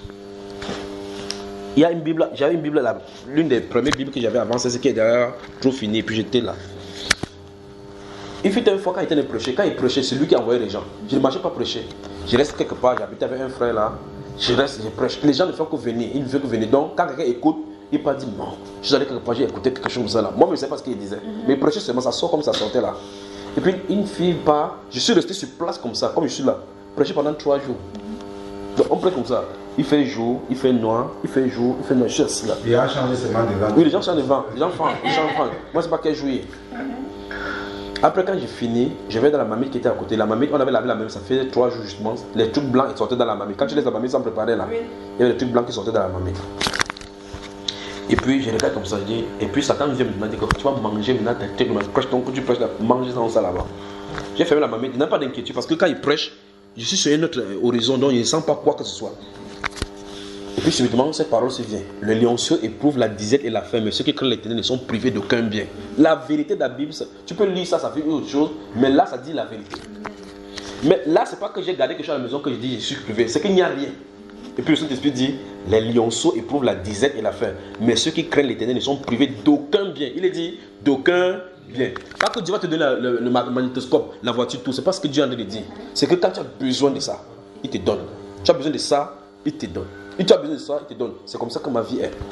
Et puis je m'assois et je dis, ok Seigneur, attends la nourriture. Tu sais ce qui se passe? Quelques minutes plus tard, il y a une soeur, une femme qui appelle parce qu'elle voulait encore connaître qu'on lui indique la maison. Je me suis dit que comme elle ne connaissait pas la route, elle vient encore pour poser encore des questions. Je lui indique, dépose le téléphone, puis je sors de lit la Bible. Je vois elle sort avec une grande sac comme ça. Je regarde le sac, il dit c'est quoi ça? Il dit que hier quand elle est partie, parce qu'elle a fini sa part, elle est partie hier. Le Seigneur lui a dit, va nourrir mon serviteur. Donc elle est rentrée, Dieu lui a imposé de préparer. J'ai regardé comme ça. La Bible doit être vécue. Elle a sorti, je ne sais pas, tu connais la nourriture camerounaise, le coquille. Tu connais le coquille? 3 grosses boules comme ça là. J'ai vu comme ça. La famille, moi j'ai pas mangé cette nourriture là. J'ai coupé la nourriture parce qu'il y avait des voisins là-bas, les gens ont partagé. Parce que quand j'ai vu ça, j'ai vu l'accomplissement de la parole de Dieu, j'étais rassasié. Pour dire quoi? C'est-à-dire que si on est fidèle au Seigneur, il est fidèle à sa parole. Tu as besoin de n'importe quoi, il fait en son temps. Le problème commence à arriver avec nous lorsque, comme il dit, nous demandons mal dans l'optique d'accomplir nos passions. Dieu ne veut pas satisfaire nos passions. Il veut qu'on compte sur lui. Dans le psaume 135 et le psaume 105 également, il dit clairement que tous les cris des oiseaux dans les montagnes là-bas, c'est lui qui les nourrit. Il dit les lionceaux crient, ils attendent de lui son repas. Donc quand tu vas dans les animaux, là, ils font l'animal que le lion tue, c'est Dieu qui a permis. C'est pas ça, frère? Quand il fait le lion dit Seigneur, qu'est-ce qu'il veut manger aujourd'hui? Il est là, Dieu lui dit que c'est cette biche là. Il guette comme ça, il dit lequel Seigneur? Il dit c'est qui boit l'eau là-bas. Il dit fonce, il fonce. Et quand il attrape, il lève les yeux, merci Seigneur. La pauvre biche dit de son côté, il n'a pas pris avant de sortir. C'est tombé sur lui. Donc tu vois effectivement que quand on vit avec le Seigneur, on commence à comprendre ses fonctionnements. On ne va pas prier par imitation par quelqu'un. On ne va pas prier pour avoir quelque chose, pour surprendre quelqu'un ou bien pour faire quoi que ce soit. Tu pries, Dieu te donne ce qu'il faut. Alors, c'est comme ça que moi ils font ça avec la confiance totale au Seigneur. Souvent, tu viens à la maison chez nous, au Cameroun, on chante les cantiques, tu ne sais pas. La majorité des cantiques que vous entendez sur YouTube, là, on chante ça parce qu'on est dans la famille grave seulement. Quand on est sur la famille, vous entendez la voix de Madeleine, non? Chacun chante, on est obligé de chanter. On chante. Quand on finit le sommeil nous prend, on dort. On donne l'expression, on n'est pas fâché, on donne l'expression de notre amour parce qu'il est notre Seigneur dans les bons et dans les mauvais moments. C'est pas parce qu'on doit un jour sans manger que ça change le fait qu'il soit Seigneur. Vous comprenez, n'est-ce pas? Alors on lui fait confiance. S'il n'a pas donné aujourd'hui, on lui dit merci. S'il donne demain, on lui dit merci. On reste souvent des maisons, les gens sortent du champ partout, et ceux qui apportent des plantains, et ceux qui apportent des bananes, des pommes. La maison est pleine comme ça de ces choses. Comme ces gens entrent pour déposer, une autre personne entre aussi, maintenant ils ressortent avec. C'est comme ça. Bon, je reste à dehors, ça périt, ça dit de pourrir. Les gens mangent quoi? Donc, chez nous, venez chez nous, on pouvait croire peut-être qu'on allait faire le marchandise même pour 4 ans. Parce que les gens entrent avec ça, et quand quelqu'un entre, il dit ouais, il y a besoin de pommes, va devoir te servir. Chacun sait ça, il part. L'autre qui sort des tomates, il part. En sortant, si quelqu'un entre avec l'avocat, ça entre, c'est comme ça ça fait. Vous voyez cela, n'est-ce pas, frère? Maintenant, tu veux manger toute la nourriture, si Dieu te donne toute la nourriture, tu vas manger, on te donne tout l'argent, tu vas prendre. Que Dieu nous apprend donc à nous nourrir et compter sur lui jour après jour. Oui, mon frère. Par rapport à ça, il y a un verset que j'aime bien dans la Bible sur le contentement. Le contentement. Dans tout ce que tu dis là, si on arrive à comprendre le contentement, bien de dire avec le contentement, on va voir que en fait, le Seigneur nous donne tout ce qu'on a besoin. Et il va toujours donner. Parce que le mot contentement et savoir qu'il donne toujours, ça veut dire quoi? C'est comme tu vas dire, tu cherches l'eau. Tu vas trouver un peu.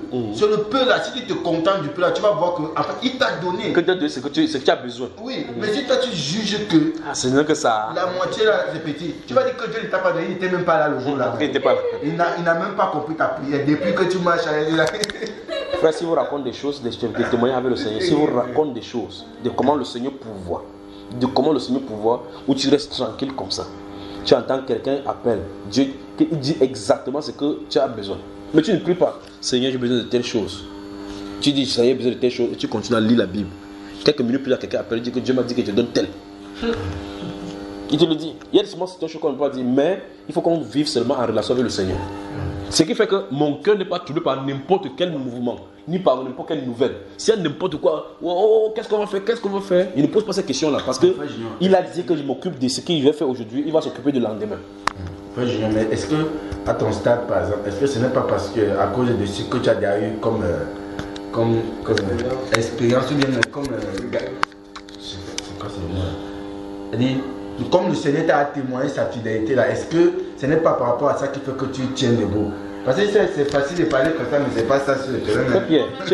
Attends, tu es converti en quelle année? Non, lui au moins il est véridique. Hein. Oui, je comprends. C'est bon de dire. Attends, je comprends ce que tu viens de dire. On a besoin de l'expérience pour tenir compte avec le Seigneur. Parce que si tu n'as pas d'expérience passée, tu vas naviguer. Tu vas dire que est-ce que je suis sûr, je sais en qui j'ai cru. Je sais ce que j'ai déjà eu à passer, je sais où il m'a retiré. Oui. Tu vois, maintenant je sais que même si je le connais tellement que je sais que même son silence c'est un message. C'est-à-dire que s'il prie, il ne répond pas, il sait qu'il y a un message. Bon, tu as converti depuis quand il t'a montré quelque chose. Quelle année? L'année où tu es venu sur Maroc.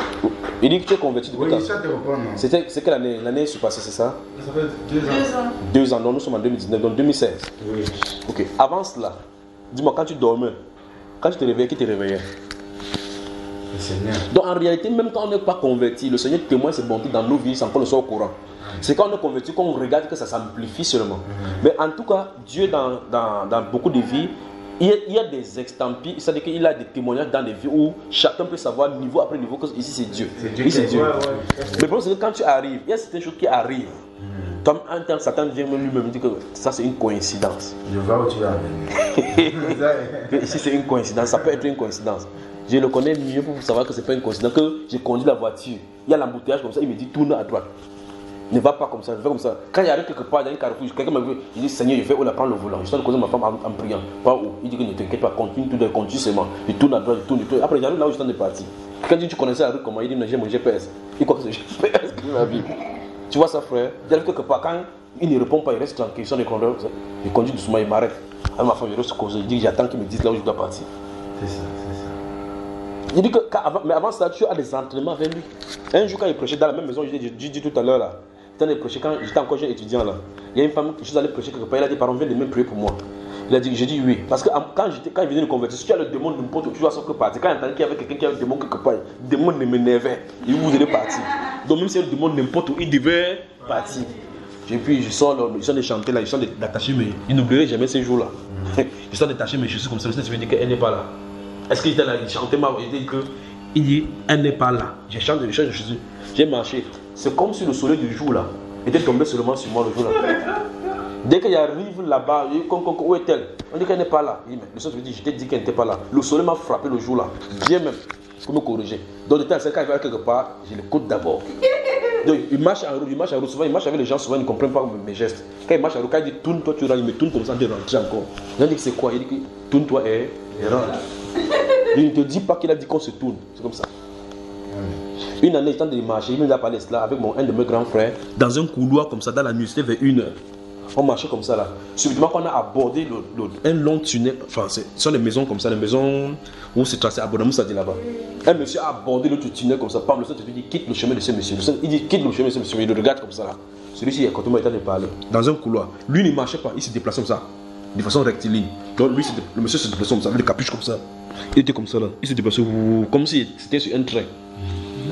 Il n'y avait pas de couloir, il n'y avait pas d'embranchement ni à gauche ni à droite. On devait seulement foncer. On venait comme ça. Plus on venait, plus vous sentiez le champ magnétique, c'était grave. Le Seigneur va dire quitte le chemin de ce monsieur. Donc quand on voyait, si on continuait tout droit, il venait vers moi. Quand on arrivait vers là-bas, quelques mètres, je me suis arrêté. Celui-là, comme il bavardait toujours, je suis allé vers lui. Il a fait comme ça là, il a décalé vers là-bas. Quand on est parti, quand on traversait là-bas, je n'ai pas regardé ce monsieur. Il a seulement traversé comme ça. Lui, il a traversé, il a regardé le monsieur. J'ai vu, il a bouclé comme ça. Après, il m'a dit, mais qu'est-ce que le monsieur, il sortait de cimetière. Il a seulement regardé comme ça. Regardez. Quand je vois toutes ces choses-ci, je vois quelqu'un dire, je m'en vais prêcher la parole. Dieu nous a donné le pouvoir d'aller prêcher la parole. Je dis que les gens sont fous seulement dehors. Tu traverses ce genre de monsieur-ci, il te paralyse. Tu vas commencer à prendre la Bible comme ça, déchirer comme ça. La Bible est fausse. La Bible est fausse. La Bible est fausse. Et puis cela me dit que mais pourquoi tu savais que le monsieur est mauvais et tu ne m'as pas dit? Il dit que bon, on n'a pas dit quitter le chemin. J'ai entendu quitter. Voilà, c'est au singulier qu'on a parlé. Oui. Donc il faut obéir tel que je dis. Si tu fais partie du plan, elle est quittée. Oui, il a dit quitter. Oui. Quelque part. Je vais te poser des questions. Tu quittes, ça dit quitte, quitte. Je ne fais pas, je fais pas. Ah oui. Parce qu'il y a quelque chose qui arrive. Il dit que dans les petites choses comme ça, Dieu intervient. Dieu intervient. Il habitait à la maison. Comme il habitait à l'université, il venait souvent à la maison. Je suis venu à la maison un jour, il ne voulait pas arriver à la maison. Il y a une boutique là-bas quelque part où il partait souvent me cacher. Et je savais que ma tante avec qui habitait là ne vient jamais là-bas. Parce qu'il y a 4e niveau, elle quitte, elle peut pas descendre là-bas. Je vais m'asseoir là-bas, elle viendra te trouver. Il dit qui ça? Moi, je sais qu'elle ne vient pas là-bas. je suis comme ça, il y a dans la salle, je suis comme ça avec le mur. Et en temps, elle arrive. Je sens de causer avec les gens, dit, elle arrive. La voix ne fait que s'accentuer. Elle arrive, et en dernier, je dis que là, voilà, dès qu'elle fait comme ça, on était nez à nez comme ça. Nez à nez. Donc, tu vois, avec les expériences, maintenant, je connais. Quand il dit, c'est le moment. J'ai fait seulement ce qu'il a dit à faire. Quand il dit, par exemple, comme hier, par exemple, tu étais assis ici, non? Il t'a regardé. Quand il t'a regardé, cette personne s'était présentée, il t'a dit quoi? Qu'il y a une personne dans la blessure, qui a une blessure qui n'est guérie. Il y a une personne comme ça, et j'ai dit c'est une femme. Elle s'est présentée devant toi. Quand elle présente, je pose la question, est-ce qu'il doit parler? Il dit oui, il doit parler. Tout ce qu'il a dit, c'est je parle. Le reste, c'est entre toi et lui. Bon, dis-nous maintenant, c'est qui alors? Il sait que c'est ma tante. C'est ma tante. Elle a une blessure. Oui. Qu'est-ce qui se passe avec elle, la blessure? Bon, apparemment, c'est l'histoire de la jeunesse où elle a eu beaucoup d'avortements. Et ce qui fait qu'aujourd'hui, elle a beaucoup de problèmes de maladie.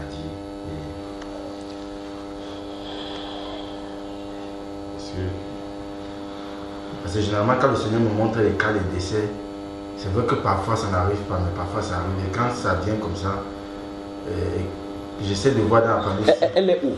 Elle est à Yaoundé actuellement. Donc, tu vois, quand la personne vient devant toi, il se présente. La question, c'est pourquoi le Seigneur amène cette personne-ci qui est en relation avec toi. Tu vois? Que le Seigneur soit glorifié. Pour vous, c'est à la fin, hein? C'est jusqu'à la fin. Avant, quand il veut dire comme ça, le lendemain, avant de partir, il part. Donc, en résumé, les chrétiens authentiques sont connus par l'amour, pas par le nombre de versets bibliques. Il y a des gens qui vont rester à la maison, essayer de rester la Bible. Il y a d'autres personnes qui partent faire des entraînements pour prêcher sans la Bible, comme moi. Ils croient peut-être que je suis entraîné pour prêcher sans la Bible. Ils oublient que c'est ici à l'intérieur. Je l'ai avalé, c'est surtout ici. Donc, si on déchire cela, j'ai ici. Tu vois, donc les gens commencent à rester, ils croient que c'est la récitation de la Bible. C'est pas cela. Au-delà de cela, il faut vivre ce qui est écrit ici. C'est ça l'essentiel, c'est l'essentiel de la vivre.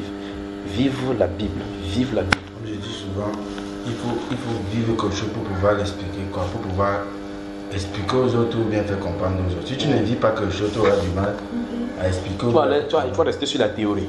Voilà. Il y a des choses, si on entre dans le domaine de délivrance, maintenant c'est un autre domaine. Dans le domaine de l'esprit. On a mis ça en parenthèse hier, non? Dans le domaine de l'esprit, je t'en ai expliqué. Dans le domaine de l'esprit.